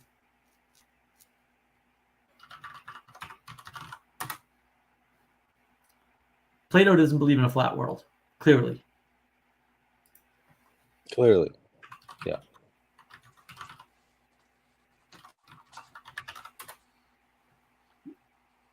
Well, in this, so I'm trying to square all of that. Again, I haven't read enough Plato to make educated assessments of it. But from the synopsis you gave, is there a sense in which they're stating the individuals are the creators, or are they stating that creation exists already? Nope. They skip over creation entirely, which is an interesting theme, because you'll notice that most, we'll call them modern philosophers, which has nothing to do with ancient Greek philosophy, by the way, they skip over. All scientists skip over creation. They're all creation deniers. Every single one of them. Okay. Creation denial is the core and the key to scientism. It's what actually creates science. Sure. So how do they square where things originate? No, he doesn't. That's not the purpose of the book. Okay. Well, that's the whole point, is that's not in there because he's not trying to resolve that problem.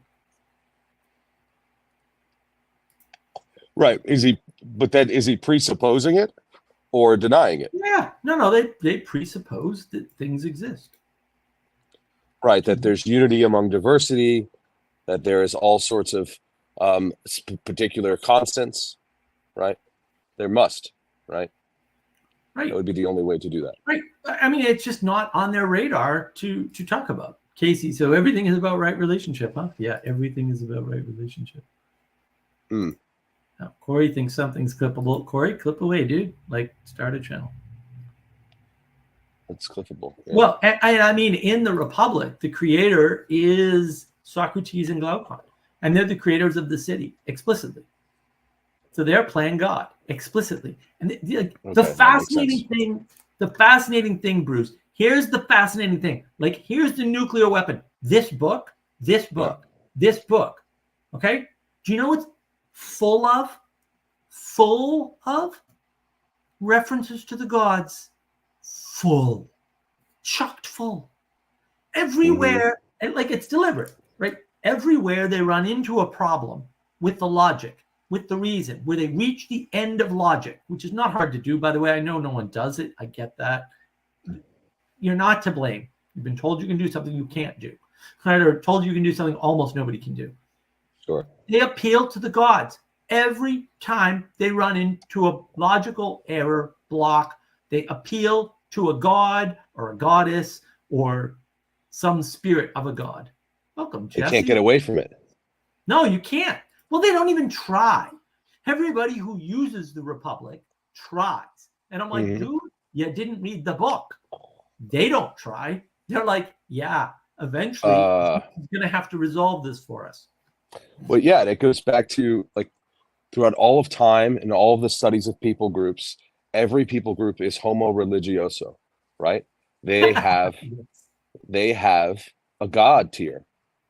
It's built in. Now, do you submit to the god? Now that's the question. And how do you do it? But out the gate, they're presupposing it everywhere. Welcome. It's innate. Hi, Jesse. Did you hello? Have you been hearing what we've been saying, or until Discord and StreamYard started to just fart on me? To fight? Battle to yeah, exactly. Yeah. Software is broken. C marks. Oh man. Is it ever?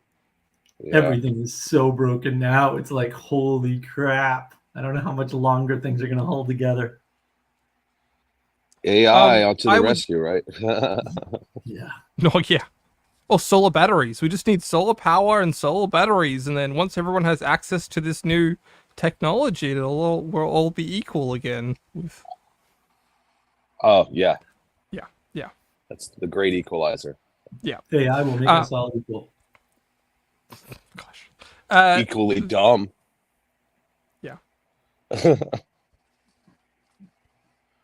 Well, you can think of gods as just spirit or team spirit or telos. It doesn't even have to be necessarily a deified thing. You know, the Mongols essentially deified war, battle, or adventure. That was like, they didn't have a supreme being that they necessarily worshipped.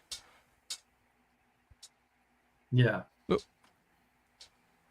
Which is where we're at. Yeah, they're in rebellion. At what point is rebellion a function of leadership and a component of rebel if his claims are justified makes him a hero or a leader? Because corruption is inevitable. Like, it's the Sure, sure. quote is like, you're a rebel for as long as if that the previous system holds, and then Well, you've inherited rebellion from your father, right? That's the nature of man.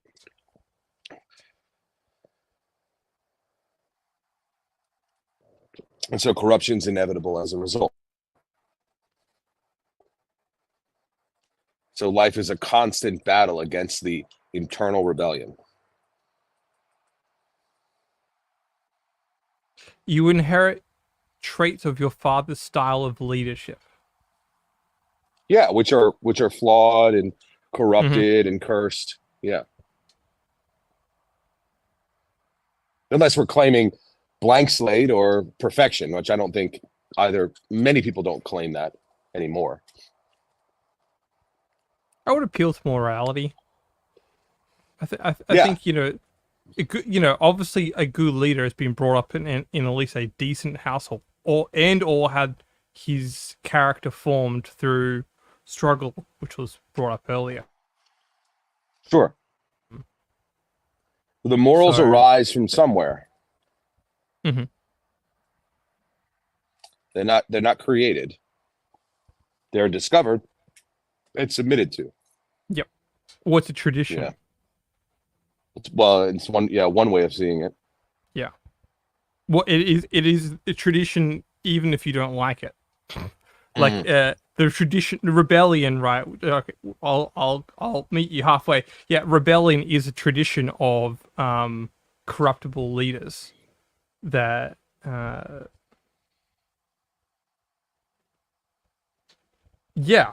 which prefer gains of a certain type over the communal good or the common good. Mm-hmm. And if there is a possibility of that being inheritable, then of course you're going to get rebellion, because you're going to get rebellion from both sides of that. Sure.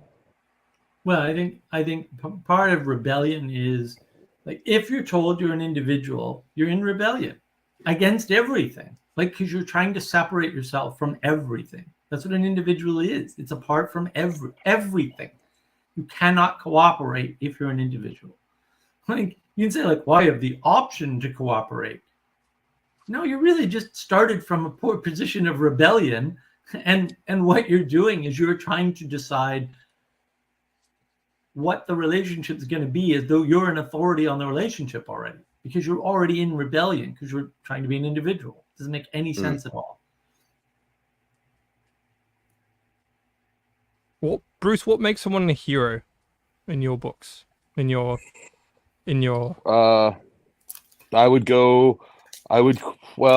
that's tough. I would say the way that we define hero today and generally speak of it would be love of neighbor. Like, I would quote scripture and say, no greater love than one who laid down his life for his friend.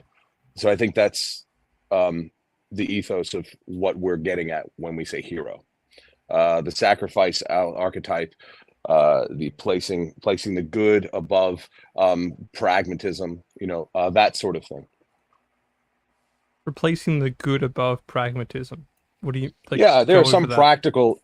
practical outcomes that may not strive toward the ultimate good, albeit good in your own mind or circumstantially, but they're not ultimately correct. They are correct in the pragmatic sense, but it's a small frame. It's a low resolution frame. So that a hero wouldn't be so I can't think of the word now. They wouldn't be so terse or quick to do something for the practical application and result.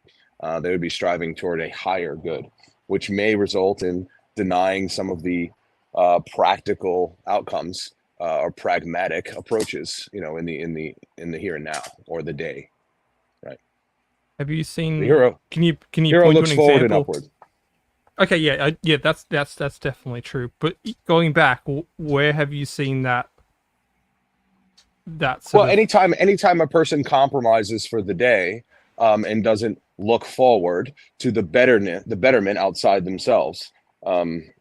Anything. Anytime you look to satisfy the desires of the day and sacrifice the good of your neighbor tomorrow, you're not in a heroic position.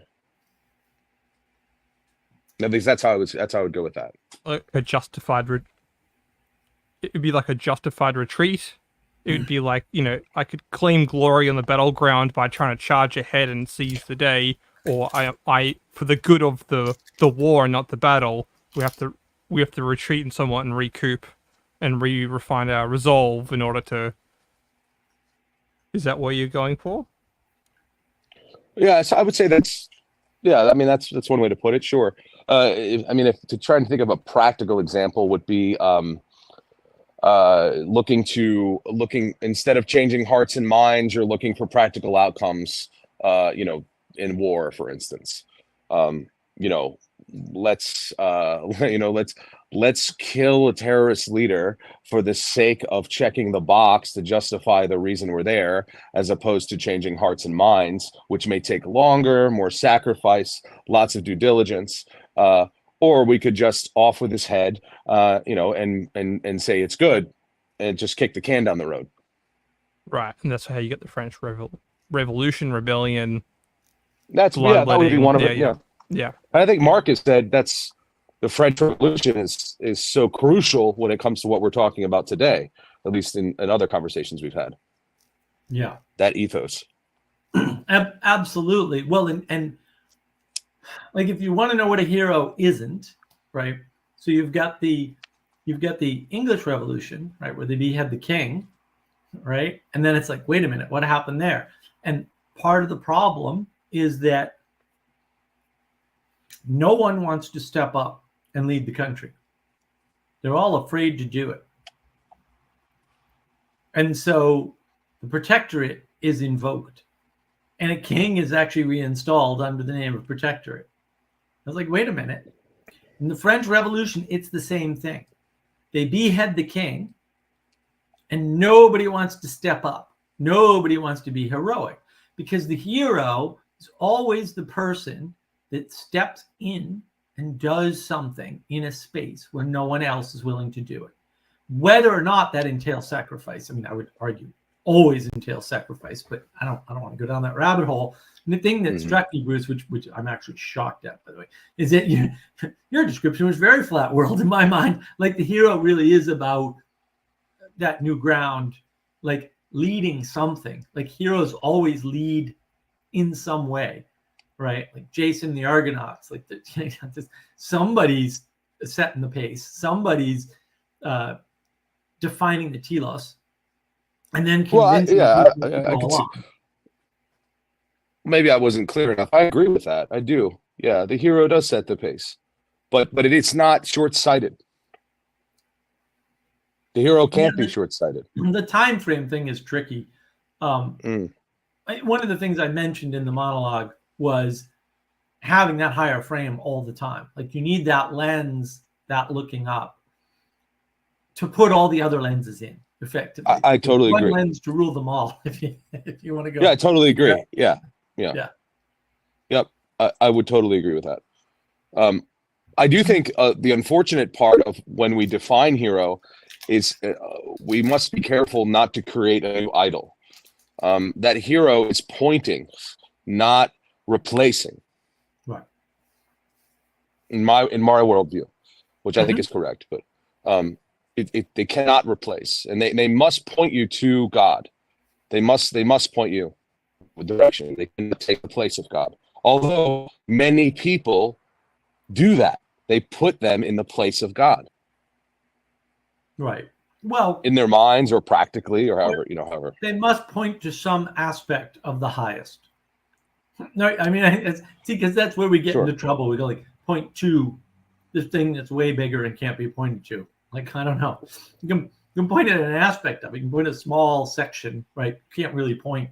Right? You can point up, but in that upward pointing, even though it is a point, like actual point, right? There's more bad along the bottom of the triangle than there is good at the top of the triangle, for sure.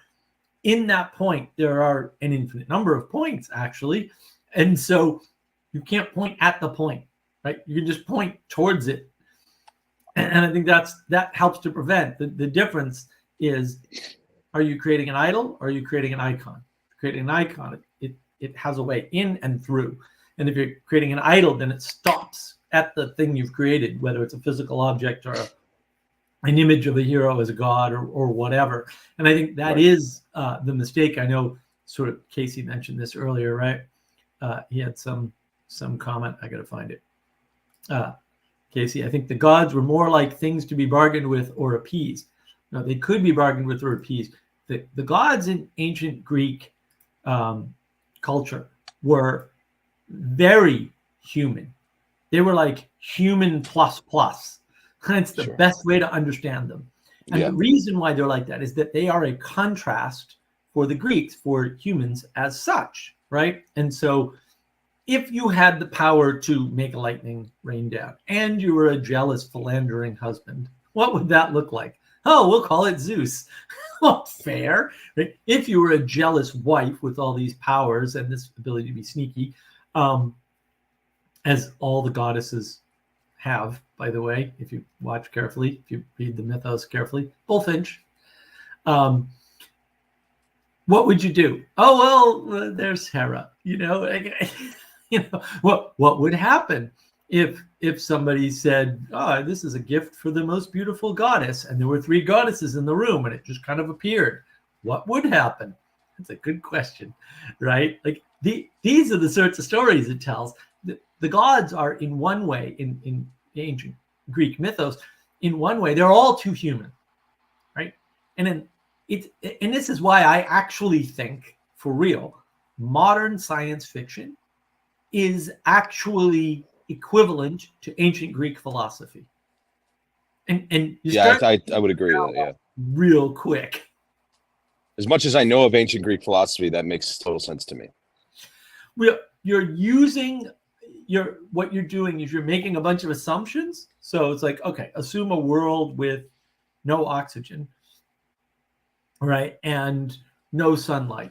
What would those creatures look like, right? So you're making a bunch of assumptions to highlight 1 or 2 aspects, to explore those aspects. That's what science fiction does. That's also what the ancient Greeks do in their philosophy. So if you read The Republic, and I don't actually necessarily recommend it because it is a hard book to read, and you should probably read it in a book club like I did, and not try to read it on your own at all, you'll notice that they very much set that up.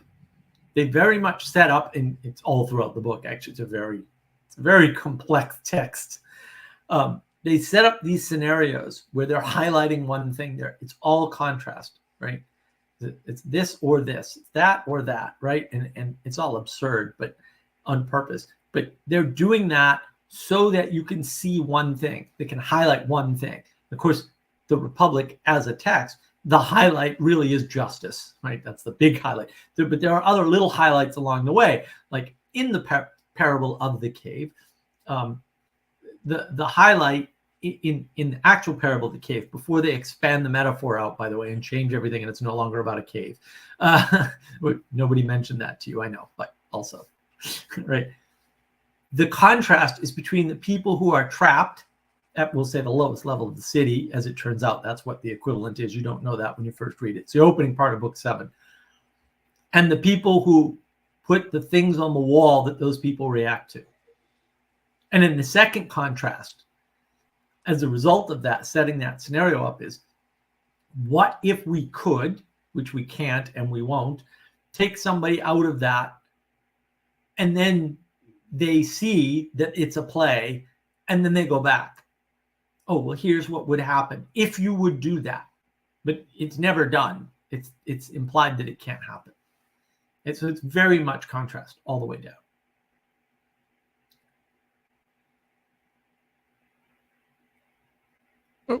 he's gone.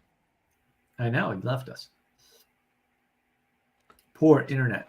He doesn't even have Wallaby internet like you do. Oh yeah, unreliable, expensive, silly. It was a heat wave here 3 days ago now, and the media was trying to push out a message: you can only use your aircon between this time and this time. It's like 90% of social media channels were just like, yeah, no. Wow. Yeah, it's like, yeah, we already pay too much for electricity, so we're just gonna like actually stay sane and not go crazy because you don't want the yeah. But we would need to, get into renewables. It's like, yeah, not in a country where you have 40, which would be 100 and almost 120 Fahrenheit heat wave days. So yeah, Wow. and it's a different heat than obviously America, and it's a different type of light too, which is people don't want to talk about. This the quality of light and the quality of the heat determines what it feels like, the phenomenon of actually being in hot weather. Well, and how you get affected by it Yeah. with your body. Oh yeah. One of the remarkable things, right? So I used to live in New England. In New England, in the winter, when you're out in the sun, you really don't notice. In South Carolina, in the winter, when you're out in the sun, it's nice and warm. It's always nice and warm because you're way further down on that big old globe. I know the Earth is flat, but yeah, it's like a pineapple. Interesting, the difference. It's a pineapple.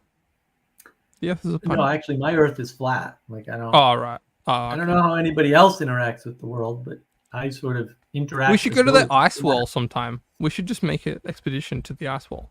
Well, ice walls, depending on your flat world mythology. If there's like a series of ice walls, there's a meme actually where they've got all the Greek, or no, not all the main Egyptian gods, and every time you go outside of an ice wall, it's a different Egyptian god. So there's a consecutive ice walls.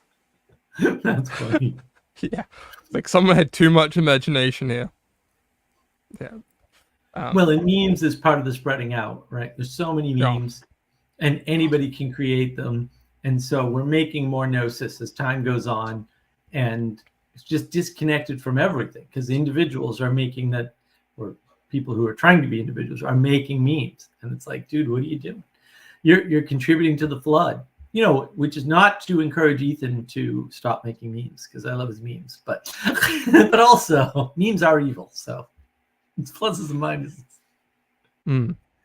Getting back to the topic raised, and I only raise it because I've been slightly thinking about it this week because I did a tweet about Rebel Moon coming out, and they have this interplay between rebels and leaders, and they kind of juxtaposition the two, and I was like, this is the worst use of framing for a Hollywood movie ever, because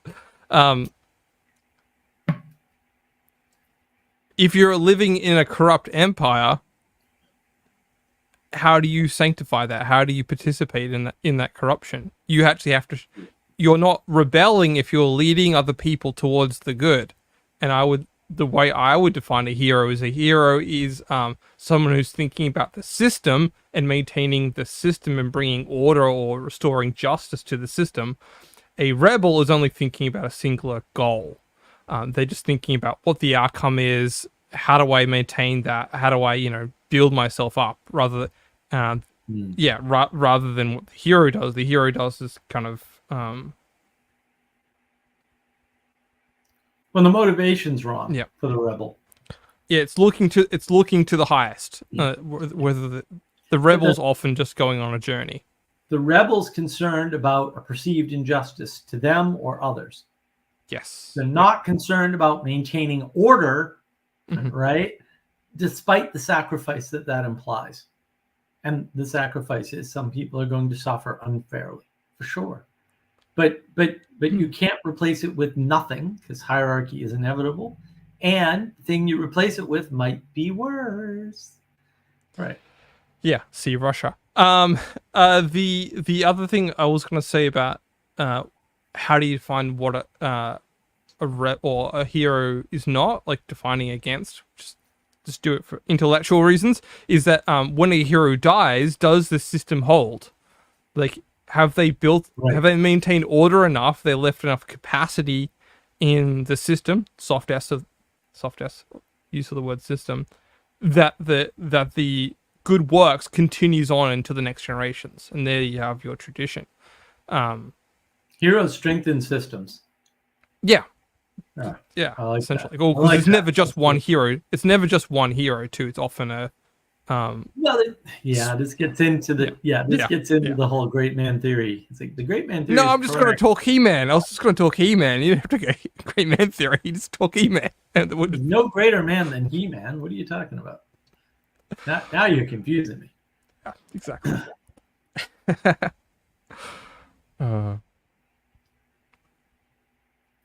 When that's He-Man in particular is interesting, right? Because it's all alter ego based. So it's what Yes. CDK calls secret sacred self. And yeah, that's a tricky. Oh, Casey wants the He-Man theory. Okay, absolutely. We'll come up. Where's the mug, Jesse? Where's the He-Man mug? I'll go get it. All right, I'll go get it. All right, we're gonna get the He-Man mug. Yeah, I like that definition that the hero is basically the one that strengthens the system. And leaders often sacrifice, and when people don't want to be leaders, it's no wonder. Being a leader is a huge sacrifice. It's huge, and people don't want to be leaders, sure, and also leaders won't give up leadership if they think it's going to make things worse. They're heroes because they're keeping leadership is a sacrifice. If you're leading the country, you're not taking care of your family because you can't do both, actually, right? Where's the mug, Jesse? Show us the mug. There it is. Yes. He-Man and the Masters of the Universe. Now, I've actually already destroyed 2 of these mugs. That's why this one is now going to live in this box. Oh no! I have another mug too, and another talking point. But the point of this is that all these people pictured here are heroes. They are part of the spirit of the hero. They all participating together in a band, right? They kind of they all serving one telos. One person may have more authority in the band because they are the leader that everyone looks up to, but everyone participates in supporting the leader to achieve the highest principle. He's not the authority. Well, yeah. He-Man's not the authority. It's a good example of not the authority, actually. Because he's got the advisor. The advisor's the authority. Well, yeah. Right? Yeah. And I would say that's all the authority. All He-Man's doing is leading. What's he doing? He's focusing the telos so that other people can participate in whatever the authority is pointing at effectively, right? And the authority doesn't tell the leader what to do, but the authority does constrain the leader by pointing. Yeah. And this is feminine versus masculine power, right? Like feminine power is pointing. Feminine power is not lifting the thing. It's pointing at the thing, and then the guy figures out how to lift it. Like that's, Well, on that whole idea of the secret safe itself, there's often a phrase by the power of Grayskull, and that's how he kind of goes from he's inspired essentially, or he's encaptured, and he goes to the warrior archetype. Which I would say it's important to acknowledge where you get your power from.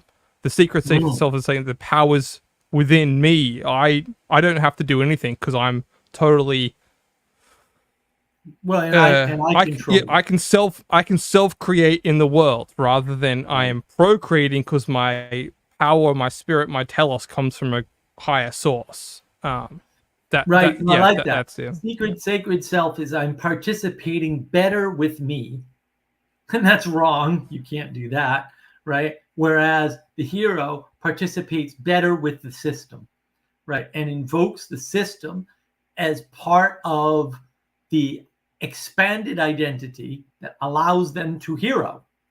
And I can see now, thank you, Jesse, this is a great gift, why there's a confusion about that. Like, wow, okay. So actually the message is correct, but people are interpreting it wrong because of the individualism. Again, because individualism is going to kill us all. Like individualism is going to talk about spreading out, right? And a flood. And we have a flood of persons who are trying to be individuals, and of course you can't. And so you're just fooling yourself, and now you're just making a slave out of your Uber driver. Well done, Muppet. You're also appealing to materialism, and also, yeah, exactly. You're a Muppet. You're appealing to material goods. It's also you're appealing to this idea of chemistry, that we just need to combine the right things together, and then this self-generation thing can happen. Well, and I think a myth. I think the secret sacred self is the thing that denies you the ability to do the one thing that you actually need to do. The world needs you to be better. Better. You can't do that with the secret sacred self. You can't. It's not possible. Right? Because all you're saying is, I need to be a better me. I was like, no, you do not need to be a better you. The world, the thing outside of you, needs you to be better. The world needs you to be better, more than you are today. And that's part of what's missing in this individualistic hell that we're being subject to by all these Muppets who want to be individuals. Just stop.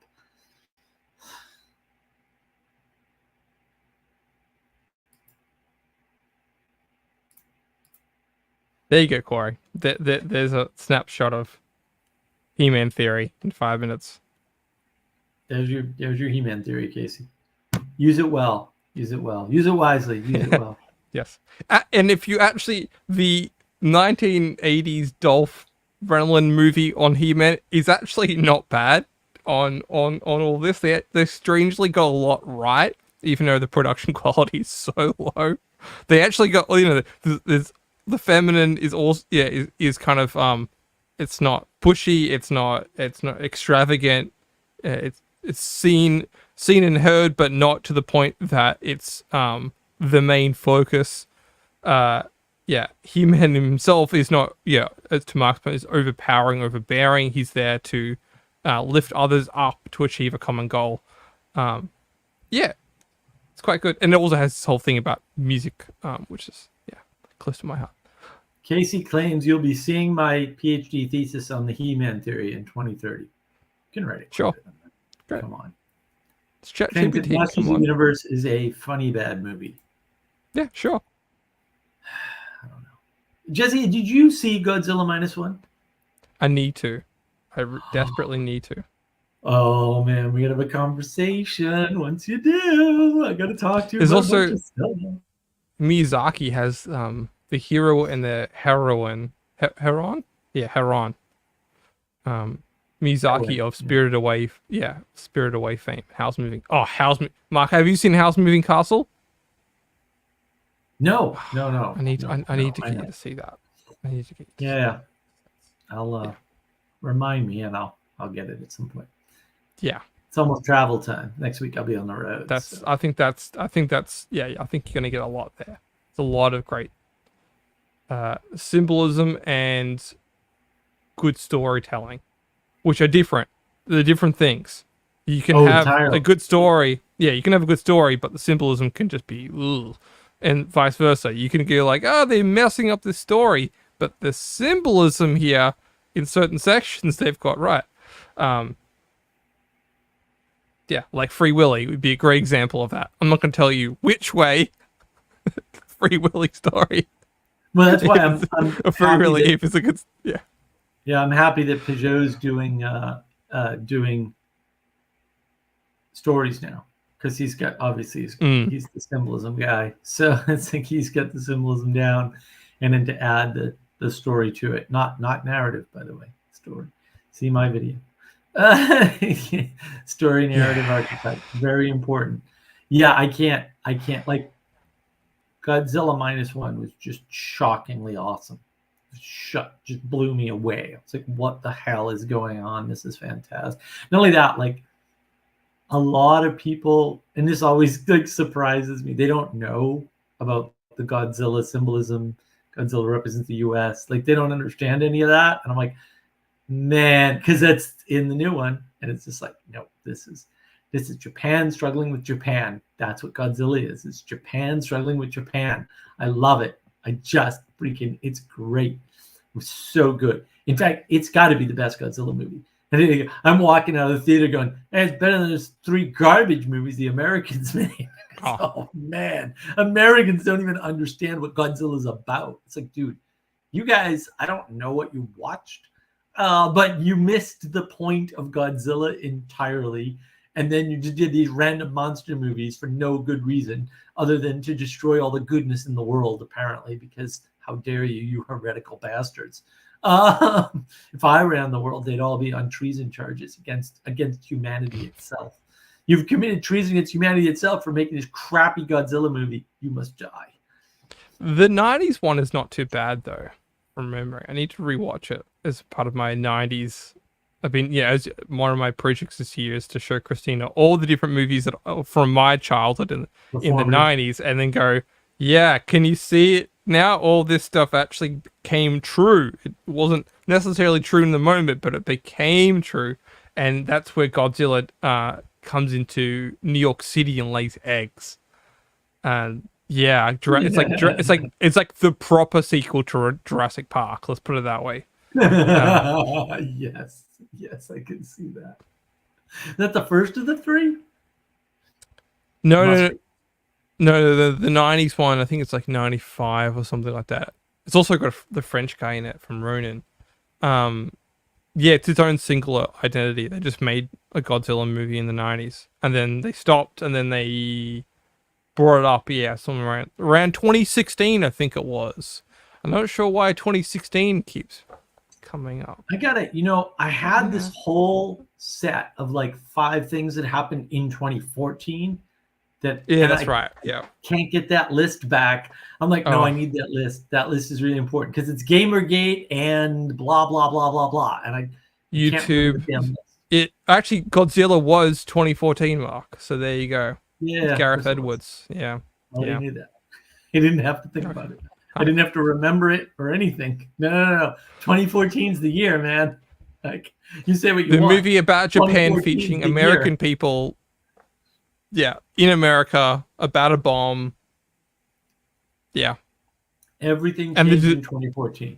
And it was obvious then. And the only people that caught it, well, the only one I know that caught it and got it perfect was Sargon of Akkad, Carl Benjamin. Freaking nailed everything. Death of the Father is there too. The Wandering Son. Yeah. It's all. But a bunch of events occurred, and that was sort of there were events that, other than Gamergate, that were like, no, this is clearly the game has changed. It's like Tron Legacy, right, where he flips the arena. It's like, whoa, yeah. Tron Legacy has so many good symbols. It's like, wait a minute, who wrote that? I need to speak with them immediately. Did you know what you were writing when you wrote this movie? Because here, and here. The best thing about Tron Legacy is rejection of Western Buddhism. I'm like, yes, the correct rejection of Western Buddhism right in that movie. Bang! Western Buddhism is a failure. Sorry. Yeah, even I finally watched Tron this year, and I was the original, and it's that has nothing to do with video games at all. No. Yeah. You may as well call it pre-Matrix. Like that's the level. Yeah, the Matrix comes out of Tron for sure. Yeah. No one will see that but us. But the individualistic but completely incorrect and outright evil misinterpretation of Book 7 of the Republic, Plato's Cave, which I will be doing my video. I'm still stuck in the Iliad. And by the way, in the Iliad, when the gods are interacting in the war, some gods grant powers to humans to see the gods interacting. And what's the line? I'm going to take the mist from your eyes so that you Yes. can see the gods on the battlefield, so that you know not to attack them, Right. so that you Right. will survive. It's not so I'm enchanting your world further so that you're more empowered. It's to save you because Well, it's to because, save because you by giving you more sight of the world that you cannot normally see. see, yeah. Right. And so something external is granting you the removal of mist. Right. In other words, it's removing a filter for you. Because Yeah. that's how the world works. The world works through removal of filter, not through addition of things. I In think he does. science, everything's additive. Oh yes, which is yeah. Do you want to Nobody live knows in that, an? Jesse. Jesse, I just sit there every day and I go, nobody knows this? Really? Well, you guys like, haven't noticed this at all? None of you? I'm like, what planet am I on? How do you not notice this? There's in music technology, there's a thing called a synthesizer, and most synthesizers are based upon two different types of information. One's called the additive process, and one's called the subtractive process. The subtractive process basically founded most of your rock music, and it's through a guy called Bob Moog, and his filter system, which was removing things in different capacities. The Buchla guy on the West Coast was additive. We're going to keep stacking things up and up and up and up and up, and hopefully, if you get enough things stacked right, if you merge enough sonic material together in some sort of voodoo-like thing, the parts will be greater than the whole. And that, yeah, there you go. There's the Bob Moog changed the world theory, Corey. Yeah, There you go. literally. And then when we moved music technology back towards modular synthesizer, additive process. Right. Wonder what happened to most Western music. Spiraling all the way. Yeah. Interesting. Well, you can actually have, sorry, just to be clear, you can have modular synthesizers that do follow the principle of subtractive, of purity, or of filtering and pinpoint. But yeah. Oh, I'm going to take this. What about digital versus analog? Okay, digital is evil. That's science. It carves up the world, right? It creates discrete linear things. All right. Analog is more real.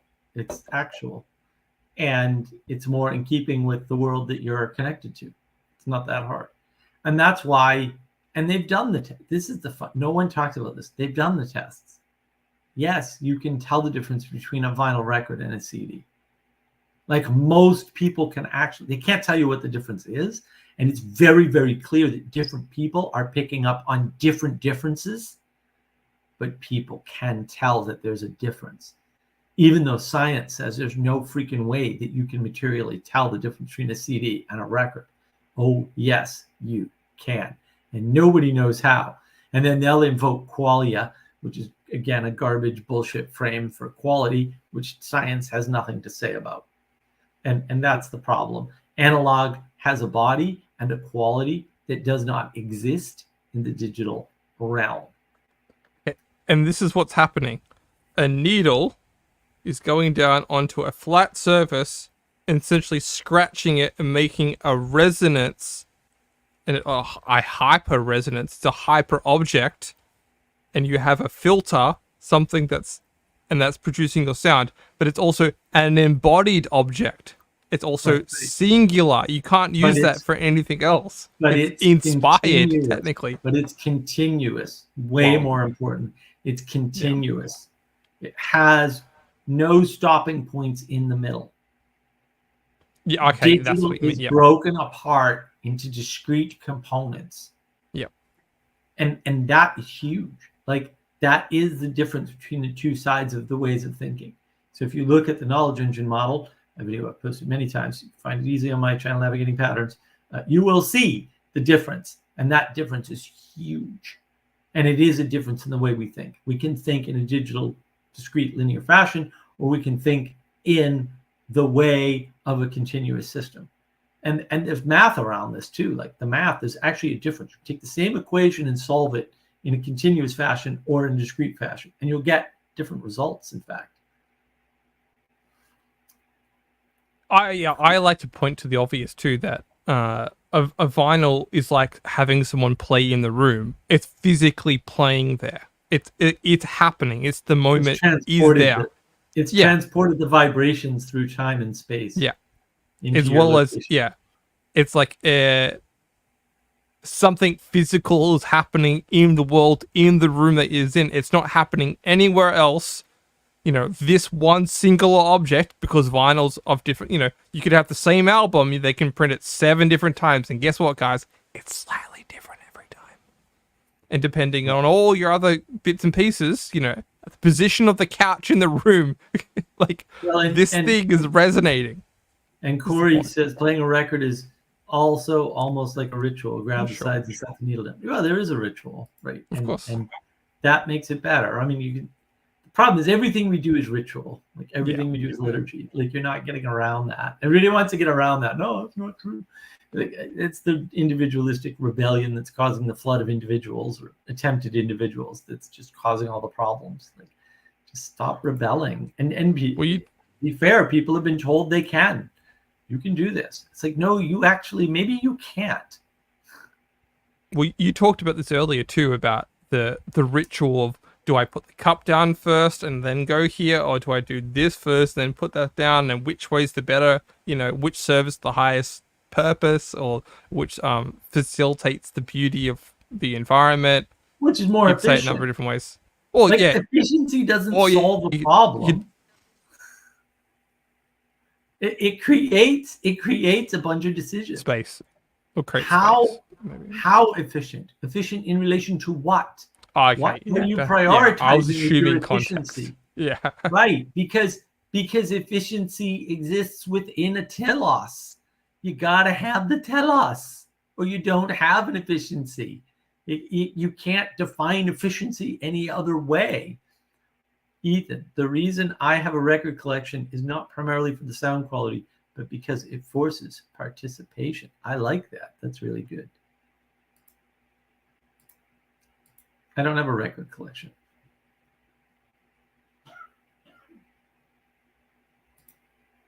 Good night, Spatch. Thank you for joining. Yeah, it's interesting, the difference. And it's weird to me that everybody doesn't see this. I don't know. There's 2 different modes of looking at the world, guys. It's everywhere. I know technology. You don't see the difference between digital and analog, between continuous and discrete. It's the same difference. I could also talk on my niche of being a cinephile or being a movie lover, where, you know, what parts of the film industry were best. And I will speculate with you that when the VHS tape was at its most peak, you had the best storytelling in Western cinema. When the videotape slowly crawled away, or it became this overlapping technology with VHS and digital, you saw a blurring of the lines of storytelling because all the different factors that go into that. You also saw the demarcation, or the shrinking, flattening of the system of producing, because everything became discrete. To Mark's point, you know. Right. Well, look, I mean, I've talked about that before. So, Ethan, I like the efficiency as defined by telos. Yeah. Well, unfortunately, this is the part where the sciencey morons don't like. Everything is defined by telos. By definition, by the way, it's axiomatic. I've talked about this a million times before. Everybody seems to miss it. And I can tell because it's a mic drop moment and nobody goes, ooh, mic drop moment. What makes The Matrix a good movie? I can list off 5, 6, 7, 8, 9, 10 things. None of those things that I list is wrong. But none of them is correct or sufficient. Right? And so necessary but insufficient. Oh, that's, you know, another great Vervaeke concept that Vervaeke uses all the time. So in fact, I'll take 42 seconds and go into Vervaeke great concept and say necessary but insufficient. Yeah, super important. And when you treat movies as though you can reconstruct them from deconstructed parts, you can't deconstruct anything, by the way, but you think you can because some idiot told you could, and they lied to you badly, and I feel badly about that. You err. You go, oh, well, I know what made the first movie good, bullet time and the fight scenes. That's what everybody talks about. And then, so you're making so many errors there. First of all, people don't know what they like about movies. Like they think they do. And every once in a while they do. But most of the time people have no idea. And so you listen to them and you really like the fight scenes. So in the second movie, you put a lot of fight scenes, right? So you cut every one of those fight scenes in half.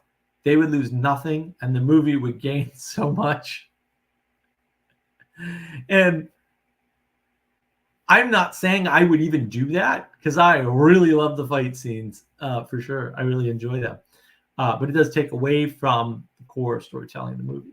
The fight scenes are too freaking long. And I get it. They were having fun and whatever.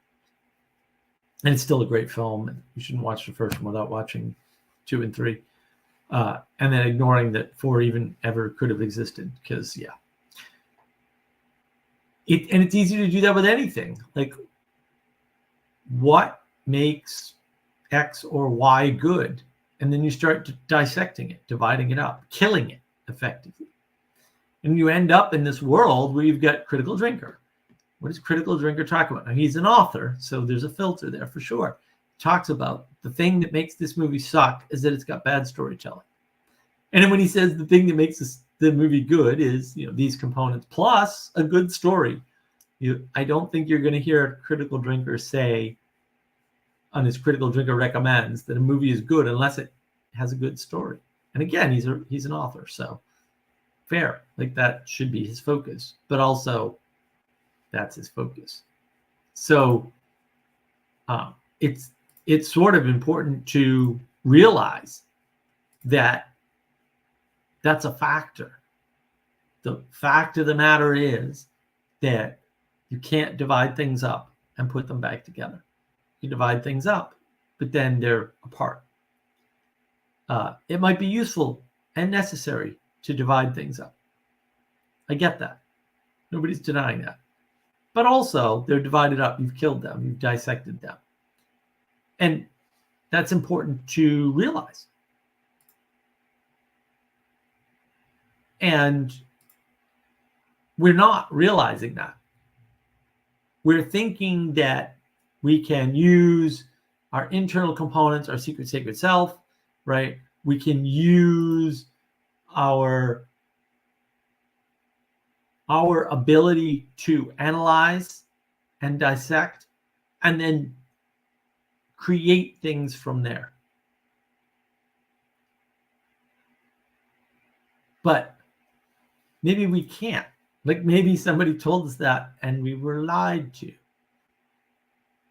Maybe. And that's the thing. Like, we're not appreciating that potential. That maybe we're just told we can do things that we absolutely cannot do. Maybe we're just cognitively overloaded.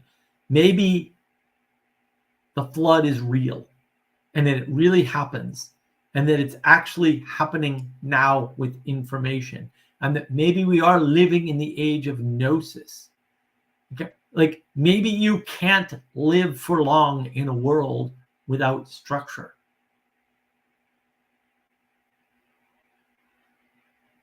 Maybe. I'm just, throwing that out there. Maybe you can't live in the world without hierarchy either. There's no greater lesson to learn from the 20th century is that you bring the hierarchy down, you bring everything down. It'd be interesting. I haven't actually thought about when we started flattening the world. I'm going to do another video with Adam. Maybe I'll do it this coming week here, hopefully. I've already got a title for it. So, yeah. Maybe a Christmas special. Yeah. It's Do going you to be want to called share Echoes the of the title, or Past. do you want to keep it Yeah. secret? Hidden. Echoes of the Past. That's the title. Okay. So we're harkening back to these patterns that recur, basically, right? Right. With echoes, and I don't know how it's going to go. I don't know what we're going to put in that title. Right? That's just the title. Think about that. We'll do a video. We'll go into these things, right? And it's amazing how a cursory inspection of history, and you just learn a bunch of stuff. And if you listen to the Convivium talk that Dr. Jim did, which I posted earlier, he talks about, wow, you talk to somebody, in this case me, flatteringly enough, self-servingly enough, and you learn, like, maybe I don't know as much about the French Revolution as I thought. Like, maybe there's a new way to think about these things that wasn't being considered. And there's an aspect of the flattening of history, and it's super important. And there is an aspect of, so let's suppose that you were a complete moron and you were beyond Muppet and you removed religion from history. The problem with that is that now you don't understand the motivation for anything that happened historically at all. And you can't. Like, you can't substitute a political frame. And actually, it's not that those weren't factors and those things didn't happen, but you can't actually understand what happened. Right? Because you can put it in a political frame or an economic frame, right? Or maybe some other frame, whatever, but you're never going to understand what happened. Right? So you can cast something like Gamergate in the frame of a bunch of angry testosterone toxic males, which is just hysterical, playing video games. Really? Right. Picking on some innocent woman. You could do that. But, is that helpful? Corey, then going through Awakening from the Meaning Crisis, which is misnamed, it should be called Awakening to the Meaning Crisis. Is Vervaeke's massive recommended book list an example of this Gnosticism? It's an example of the age of Gnosis. I want to be careful with the term Gnosticism because I'm not a Gnosticism expert. I suspect the age of Gnosis is a form of Gnosticism where you're preferring knowledge as the highest value. And yeah, I mean, it's tough. Ethan, I think the flattening began when the devotion to Mary stopped. Ooh, dude, freaking nuclear weapon. Ethan brings a nuclear weapon to the party. I truly think people would have thought twice before doing what they did if they knew they were removing God from his throne. So I'm assuming that you're putting that at French Revolution and then the culmination of that at World War I, which maybe there was only one World War, different. Don't get me started. The similarities between World War I and World War II are so numerous, it's hard to make the argument that they're actually separate wars. It looks like a continuation with a break in between to me. Same country, same telos, same. It's the Third Reich. I don't know. Yeah.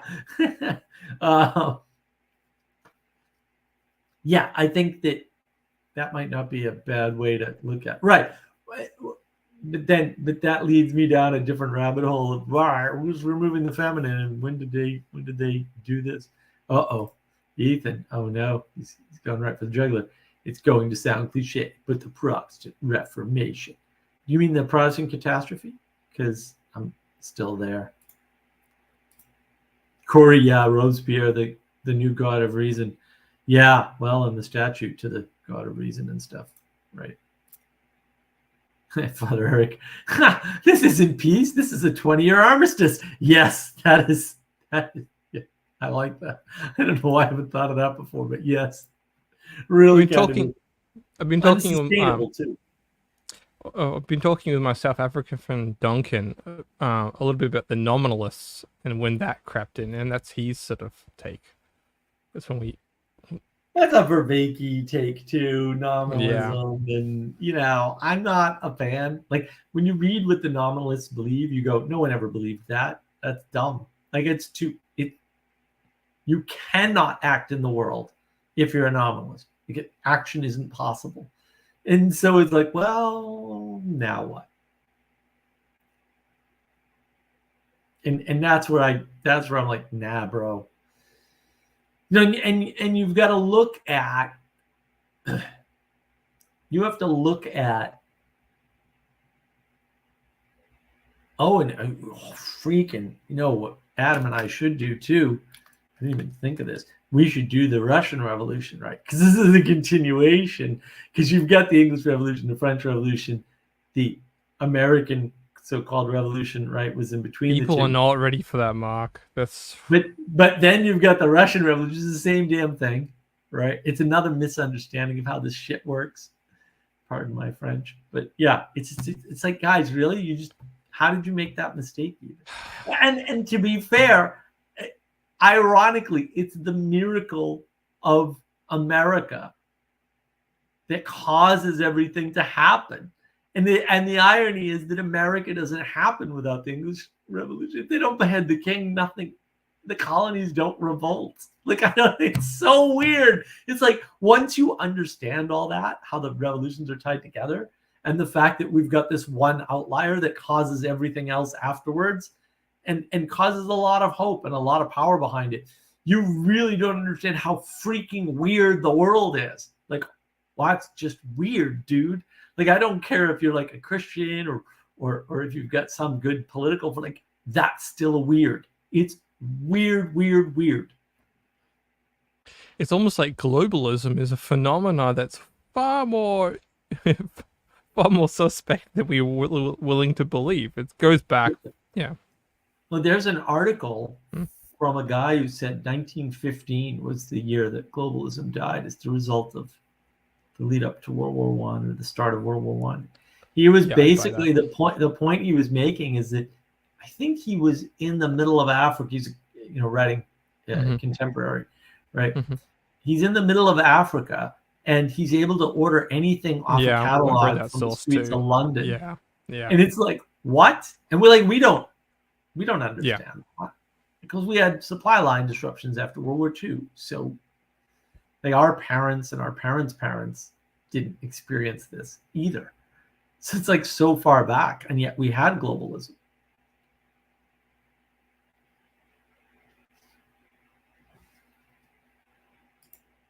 Ethan, even pagans before Christianity had Gaia. Protestants have nothing. Well, Protestants are rebelling against hierarchy. Dude, that PVK live stream today, I was just so like, how are you guys there and you don't see it? You're standing in front of the answer to the thing.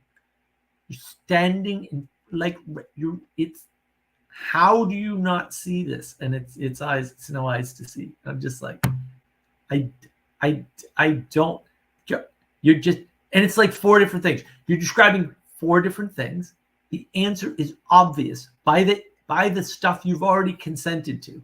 You've already said this is happening. Fair.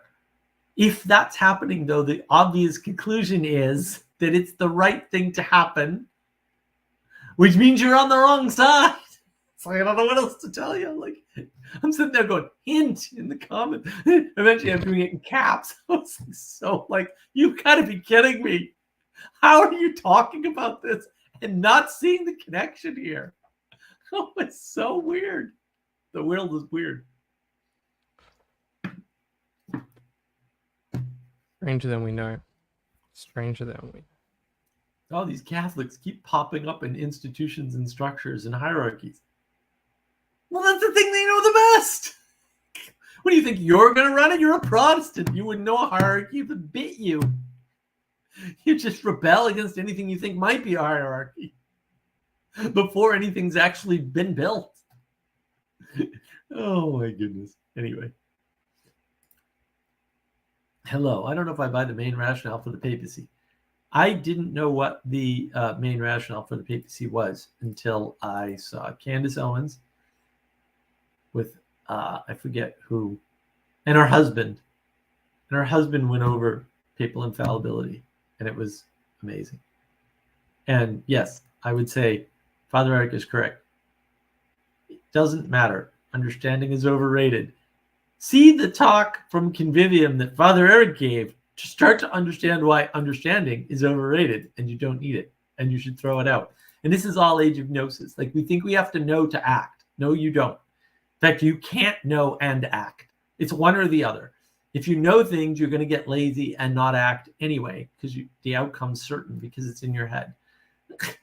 People don't realize that, right? Like, you're just going to build utopia in your mind and then be upset, angry, and resentful at everything when it's not that way. And then you'll run out in the street and scream at the sky.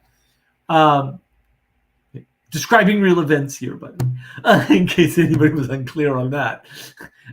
Right. Understanding is completely underrated. There's a bunch of stuff you should just do because 2,000 or plus years of history has proven that it is the correct way. Not that it's going to work out well for you all the time necessarily, but on average, it's going to be better for everybody. And doesn't that make you the hero? Peterson talks about this. We're in the Peterson sphere, folks. Peterson talks about this. Plumbers saved more lives than doctors. Yup. Who's the hero now? Well, he also references that, aircon, again, one of the biggest miracles of the 20th century.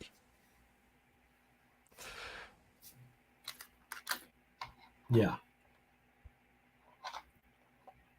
Yeah. And that the secret sacred self understands or would understand. It's like, why? Why? And that's the thing. Like, when you introduce understanding into the world, the penalty, the trade-off, the cost is miracle. Do you want to live in a disenchanted world with no miracle? Really? I don't think you do. Somehow, novelty is gone at that point, by the way. And then people are like, we need the novelty back. I know, let's drop some acid. What? What are you doing? Yeah. You lunatic. I know, if you don't create the problem, then you don't have to fix it with drugs. Ethan, you can't know and act. It's one or the other. Thank you. Thank you. Yes. Well, another would be like, oh, I don't want to go to this religious institution. I'll just invent one in the form of Dungeons and Dragons. Yeah. I'm going to invent my own religion. My own liturgy. Oh, wait a minute. Is this true? A lion is the symbol for Saint Mark. Oh, How do you not know this? How do you not? Oh, gosh. How would I know any of that? Narnia, bro. I know of no fox saints. Look, Jacob Federaci on that live stream said clearly, and I don't know if he's correct, there's no positive fox symbolism in the Bible. None. It's all negative. And I was just sitting there like, this is a hint, guys. This is a hint. You guys are praising this fox-like thing that the Protestants do. And the Bible kind of says, don't do that, dude. Like, I don't know what else to tell you. Like, why don't you see this? Jesse, have you ever considered maybe we're the baddies? It's like, well, the difference is I actually consider that all the time. I don't think they do. I don't think they ever ask the question. Maybe we're the guards that Peterson talks about in the camp. Yeah, maybe. Maybe that's why you're confused. Because you're on the wrong side. And you haven't figured it out yet. I don't know. I'm just throwing that out. Freaking Bazzini did it in the freaking live stream again. I'm like, yeah, it's weird. These Protestants go to school and they learn all these bad things about the Catholics, almost all of which are lies or at least wicked exaggerations. Catholics don't do that. And then he goes, yeah, but there's that on both sides. I'm like, no, explicitly there is not. That's why you can't point to it. Like, don't tell. I'm giving you stories from actual people and actual events that occurred. And you're saying, well, yeah, but it's kind of on the both sides. No, it's not. No, it's not. That's why you don't have any examples. You have zero examples because this exists on the other side. The Catholics do not sit there and denigrate the Protestants. Sometimes I wish they would. But, like torches is good. I like torches.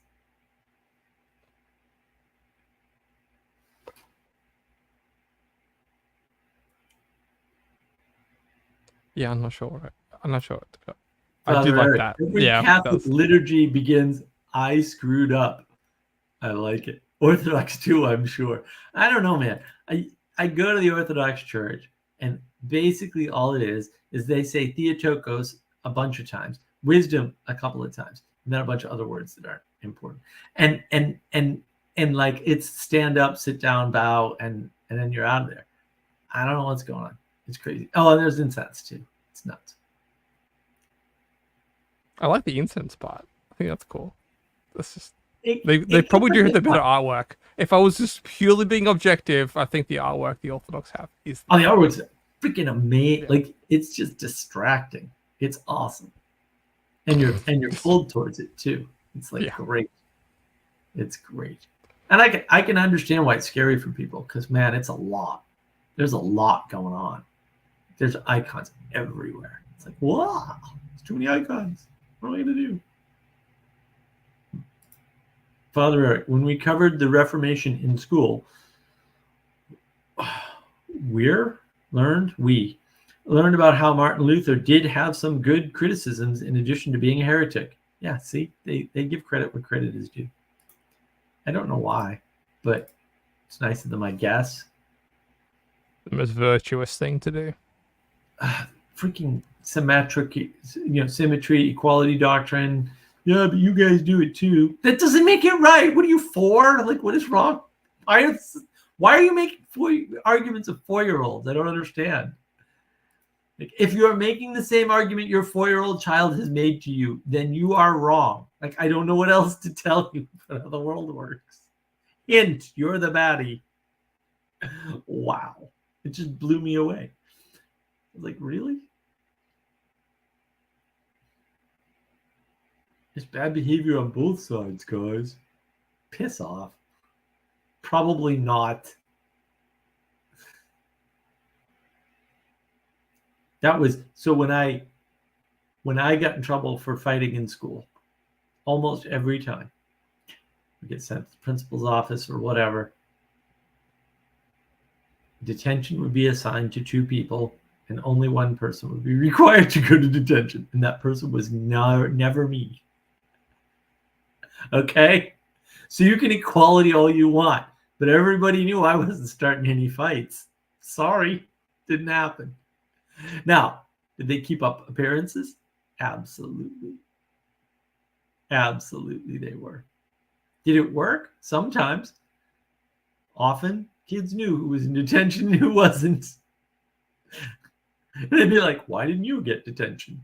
I was there in the room when you were given detention. Yeah, well, I got a get out of detention free card because everybody knows you're the baddie. I don't know what to tell you. Father, I can't. You're the baddie, right? Hint, hint, hint. Ethan, I assume it was something like, quote, Luther had some good criticisms, but they weren't unique to him, and they would have inevitably been addressed anyways, because truth is truth. Lol. Ouch, dude, that's harsh. I support this message, by the way. Still a no on Protestant catastrophe. And the misunderstanding of Luther, like had the Protestants that followed him actually said, oh, Luther had some good points. And Luther actually ended up repenting on a couple of his big issues before he died. And maybe his followers should have like heeded that instead of going with their murderous ways. I love too how whenever Protestants bring this stuff up, I go, Protestants have killed more Protestants than Catholics have. Dead silence, and then it's like topic change. I'm like, really? We're not elephant in the room much. I talked about the elephant in the room in the monologue earlier.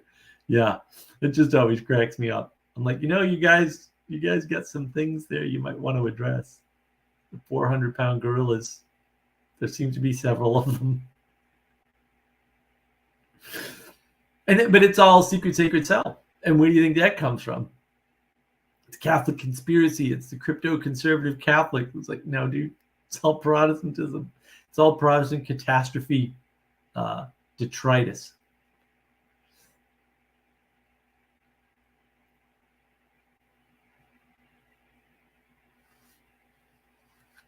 The real question is, have you considered you're a Muppet?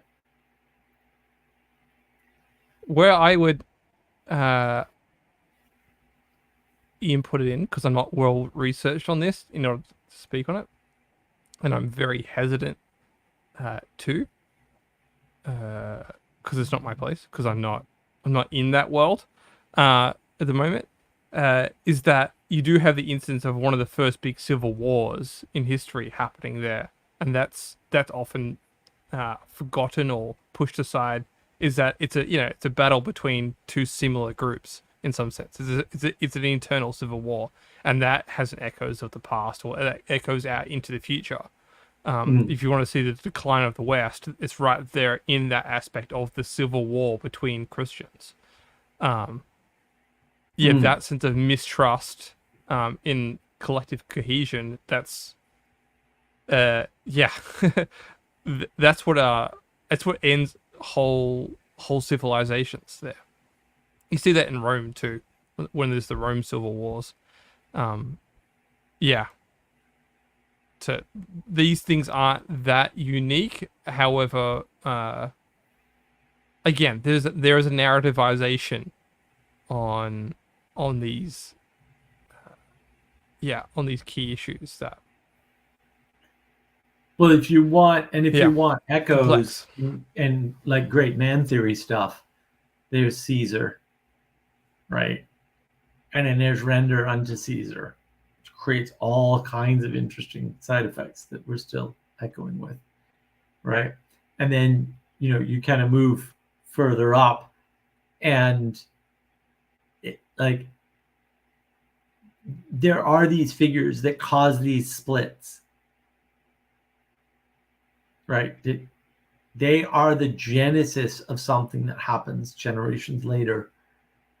And I'm still struggling with the render unto Caesar, right, which creates the merchant class effectively.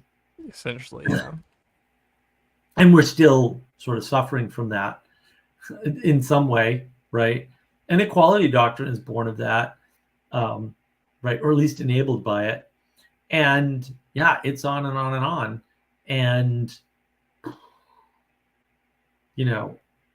once that started, because the merchant class eventually morphs into corporatism, and the first instance of a corporation controlling a government really is the English Revolution and the beheading of the king, because Parliament's basically being heavily influenced, if not outright controlled, by the East India Company. Nobody talks about that. It just kind of slips everybody's mind, right? And what's the tea in the harbor? The tea in the harbor is because of the East India Company. It's not a secret. Like, you can just read the contemporary sources. There's actually a decent TV series about it too. It does have some pretty sus aspects to it, but again, those sus aspects are mostly historically accurate. It's called Taboo with Tom Hardy. If you can if you're highly religious, you kind of just pinch your nose and watch it for the narrativization of the time. And do what thou will with your own morality there. But it is, I think, the more I've studied into that zone, you're like, okay, there really was parlors where certain individuals did do certain things or behaved in a certain way. And that's, I talked about cooperation and corporations. So in the beginning, there was one body to be within, to cooperate with, right? And so you look at something like ancient Egypt, and the god and the government are effectively the same. And then you move forward to like Greece and Rome, and now there's two things. There's the government, right? The polis becomes a thing, and then there's still the religious, and there's some cooperation in each, but there's competition between them, right?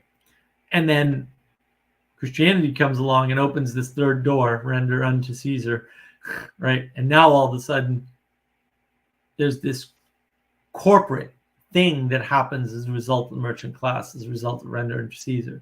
So now there's three bodies you can cooperate in. right? There's an economic body, which is a corporation. There's a religious body, which is Christianity or not, right? And then there's the government. There's the politics. So you get the political, economic, and religious frames right there, and that's where we are, right? We're at the culmination of that battle, and you get something like socialism, which plays the shell game of telling you, well, no one needs to be in charge of this stuff. No one needs to own it, right? It'll just survive on its own because objective material reality. And Karl Marx is an objective material realist.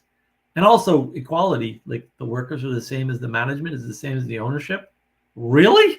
Like, have you worked anywhere ever? Have you worked for bad managers and good managers? Right? Have you realized? Have you worked in a union shop? I worked in a union shop. It was terrible for me. Terrible, because I'm a 10x. So like you put me in an environment and I just excel. It's competence isn't even an issue. It's how much more competence do I have than the other people around me, and it's usually not good for them. And they hated me. They were like, "You need to slow down." And I was like, "What? No, that's not an option. That doesn't ever happen. Like that's not a thing the universe allows." You'll have more luck bending the laws of physics. I'm not slowing down. It's not happening. That's how I operate. And then, yeah, it was a mess. It was a mess.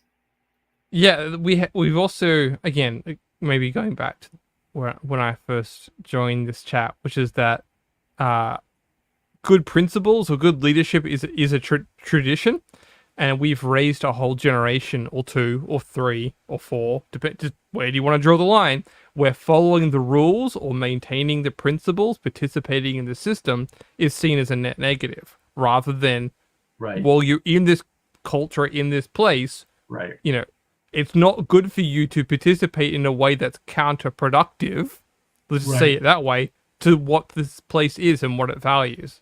I actually have a clip from a certain person on Twitter saying I went to this European country and that's, constantly being told that that's not the way we do things here. Like, if you don't like it, leave. Right. And it was an American, essentially. But yeah. Which country?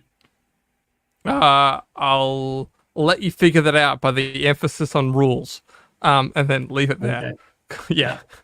That's done. Thank you. Yeah. Told me everything I need to know. Yeah. Well, and I think,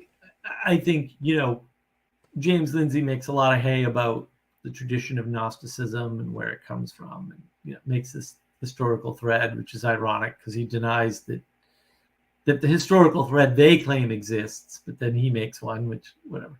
I love James Lindsay, so no fault, no harm, no foul from my perspective. But okay, all right, but, I still have beef with him.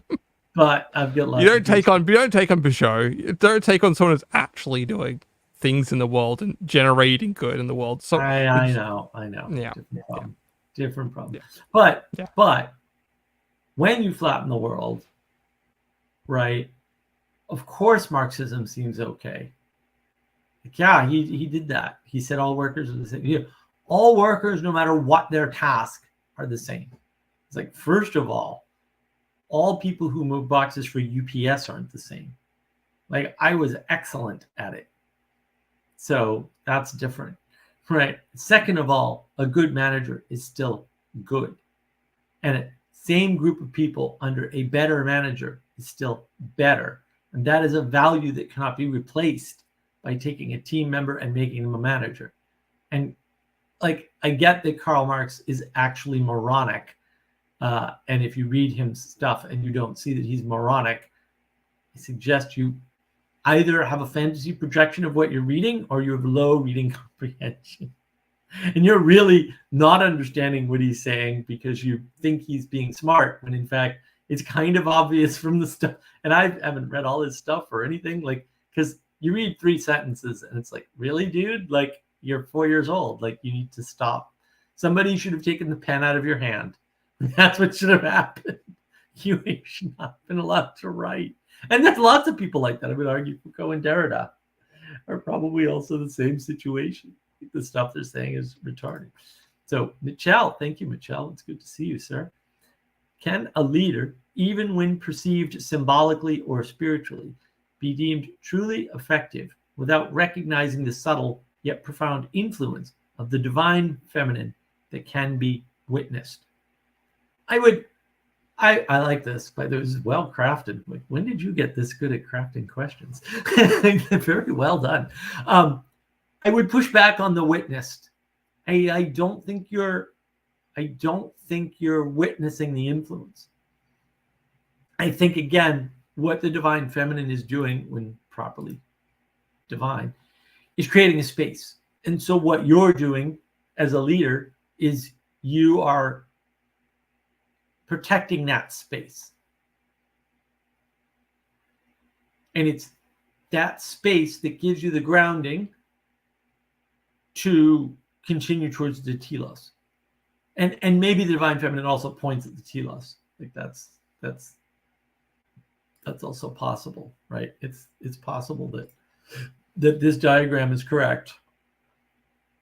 And because we worked on it for like 2 years, actually, or something stupid.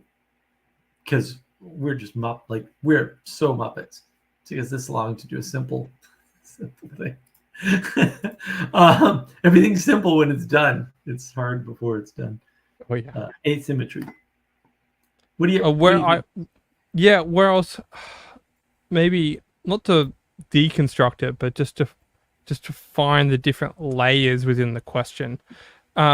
In order to perceive something as subtle, you do have to already pre-exist the recognizing.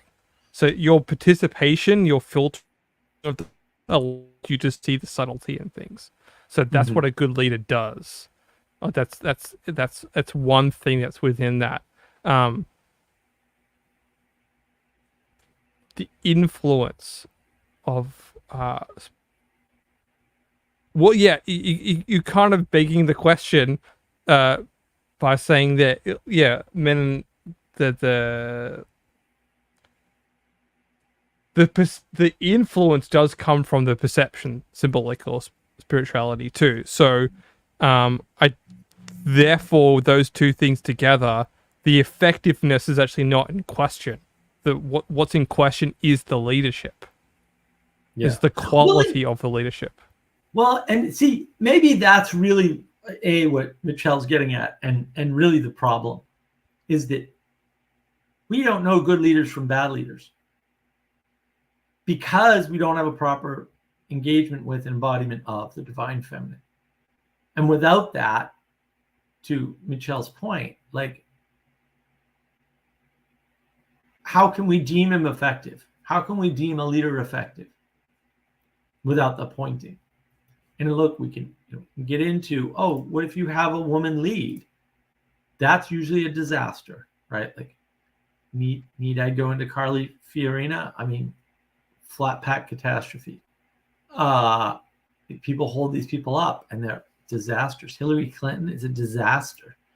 Like, wow. Like, talk about raw destruction. What the heck? Like, does it have to be that way? Maybe not, but you're opening the door. And that every time we've opened that door, yikes. And it's not like historically we didn't have female leaders. I dare you to point to a time in history where that actually happened. Truly effective too is it's more of a masculine emphasis. How do I do this without context, contrast, distinction? In order to evaluate a leader, you kind of need those three things.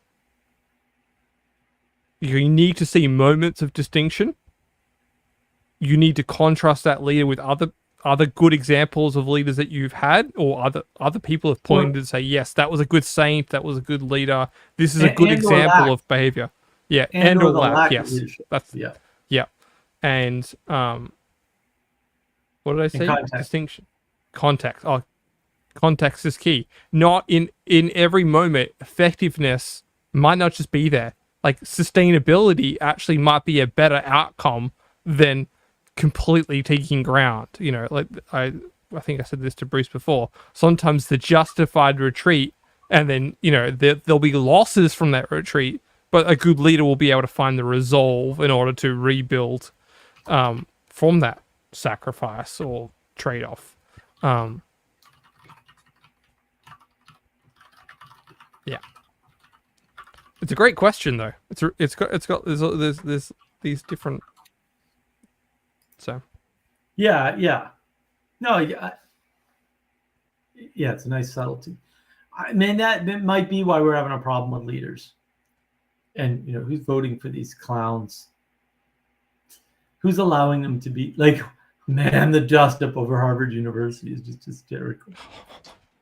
I can tell there's a bunch of people on Clubhouse going, oh, now we understand what Mark was saying 2 years ago. Yeah, I bet the hell you do now. Because, man, I just trash Harvard every chance I get. Because you do realize hip hop culture, which is the predominant mindset of a lot of young people in America, they have this hip hop culture. It's based upon thievery. And what is she accused of? Multiple instances of plagiarism. Guys, it's just it's just thievery at an intellectual level. Well, we're holding that up. Like, this it's not is doing more... due diligence as well. You could just cite the person, and then you wouldn't be plagiarizing. Well, and it's raising up the lowest again. Like, why are you doing this? Yeah. And I mean, like, that's the sin of Harvard. Like, and there's multiple papers written about this. Like, man, you send all these people to Harvard on a free ticket or whatever, but they didn't have the grades to get in. And then what happens is they graduate, but they know inside they're insufficient. And then they act that out. And they get angry and resentful. You might have had a president in the US like that too. Just saying. And that's the problem. And people don't account for that.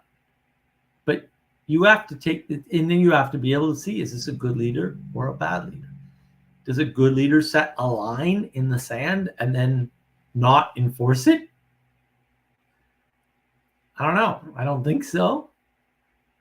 Well, right. How many times do you allow someone to change their word on a certain topic? That's what I would say about that person as well. There was a few times where I'm for this, I'm for this, I'm for this. Actually, maybe this. Actually, no, maybe definitely that. Like, how many times do you accommodate that? And what's the simple explanation? Because sometimes the simple explanation is the reason why the worst possible outcome happened is because that person wanted the worst possible outcome. And people don't want to hear that because that would mean he's pure evil. Okay, dude, I agree. Like, I'm glad we're on the same page. Nobody likes that answer. And that was by the way, that was the driving force for the monologue. Like, I am still dealing with this. I am still dealing with this. No, the simple explanation is that this person is a bad person who's knowingly, maliciously doing bad things. And that we see this over and over again. The simplest explanation for the president of Harvard is that she's a bad person doing bad things.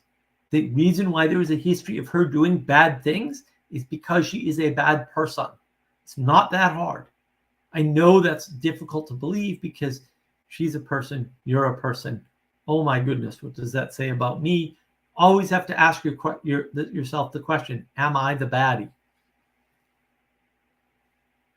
Right? You have to. And you have to ask that with others so they can give you feedback. And if their feedback isn't immediately no, right? Or if their feedback is why, of course not, that's a problem. That's a lie immediately, right? Then you got to start asking yourself some questions, right? And that's hard. Oh yeah, I had this. I was listening to someone else while I was trying to get up to do my morning stuff this morning, and had a whole bunch to do stuff before the heat wave kicked in. It's just, after like 11:30 here on a heat wave in Sydney, you just don't do anything. It's just stay indoors, have a fan on you, put some aircon, just conserve your energy, like save it for the evening. Yeah, the Mediterranean midday sleep is there for a reason, guys. It's a smart strategy.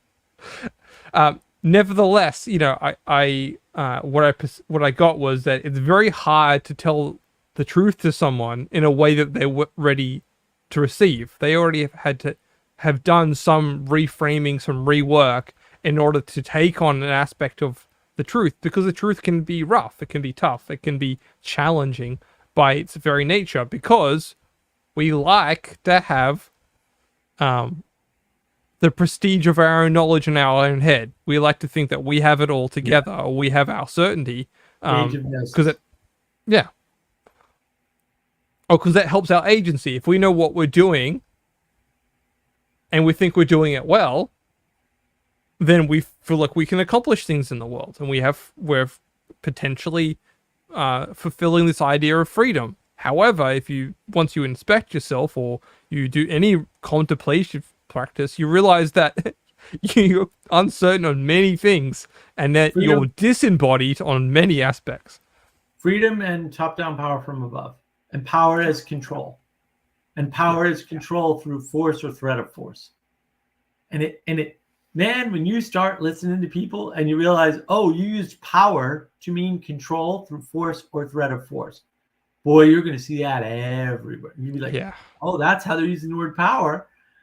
And it's like, that's kind of a big deal. And Father Eric, upside down world, yeah, we're an upside down world. We're in the world where evil's right in front of you and you're not. You're just not ready to see it. Eyes to see is a big problem. There's one big problem right now. It's eyes to see. And I think, open. Yeah. Right. Well, I think that, you know, that sort of ties it right back to the beginning of my monologue, and sort of the driving force of the things I was tying together, that I was seeing, that, you know, they're not all tied together, right? Or they're not all obviously as tied together as a normal monologue would be. That's why it's a Muppets ARRGH US. But they are tied together. And if you can see that, that's the poetic. The word poetic, by the way, keeps coming up more and more. Another thing I forgot to mention that in the monologue. It's another one of the words that we use that just seems to be popping up. But yeah, I think that's sort of important. Like, we're not seeing what's in front of us, including sometimes we're the baddies, you know, and somebody's got to be wrong. And maybe it's not. Maybe there's no such thing as crypto Catholicism or whatever nonsense you're using to understand the world, and maybe it's just an obvious side effect of something that's so obvious that you're just missing it because you don't want to admit the ugly truth about the side that you're on, or the thing that you're stuck in, or the limitations of your way of looking at the world. And with that, let's wrap up the stream. What do you think, Jesse? Closing words. Sounds fantastic. Thanks everyone for participating this year from my side of things. It's this small little circle, or this, you know, circle's maybe the wrong word. This Peterson sphere, this time slot of receiving wisdom, you know, it has multiple effects on the world. Never discount the organized minority that that isn't embodying it. So, I like that. Yeah, somebody commented to me today that they were seeing something that I've been saying for years, all over the place in unexpected places. I'm like, yeah, I know. there's a tell us the spirit's moving, and, you know, to some extent we're participating in that movement, hopefully for the good, and we're always inspecting that. And look, if you want to see another live stream before the end of the year, because I think I'll be home, not next Friday after, right? Leave me a comment. If I have people who actually want it, maybe I'll be more likely to do one. It would be more of a year wrap-up thing. I don't think I'd have a topic by that time, because I'll be traveling. It'll be Christmas, you know, all that nonsense. But either way, leave a comment, leave likes, leave suggestions for future live streams, whatever you want to see. We're kind of to some extent here for you to help you sense make and understand the world. And I don't know what people aren't seeing. I was just blown away by that live stream today with BBK. I was like, really? This is what you're confused about? How can you possibly be confused about this with what you admit to? It's amazing. And, look, I'll try to get more videos out. I'm really struggling with that. But in the meantime, have a very Merry Christmas.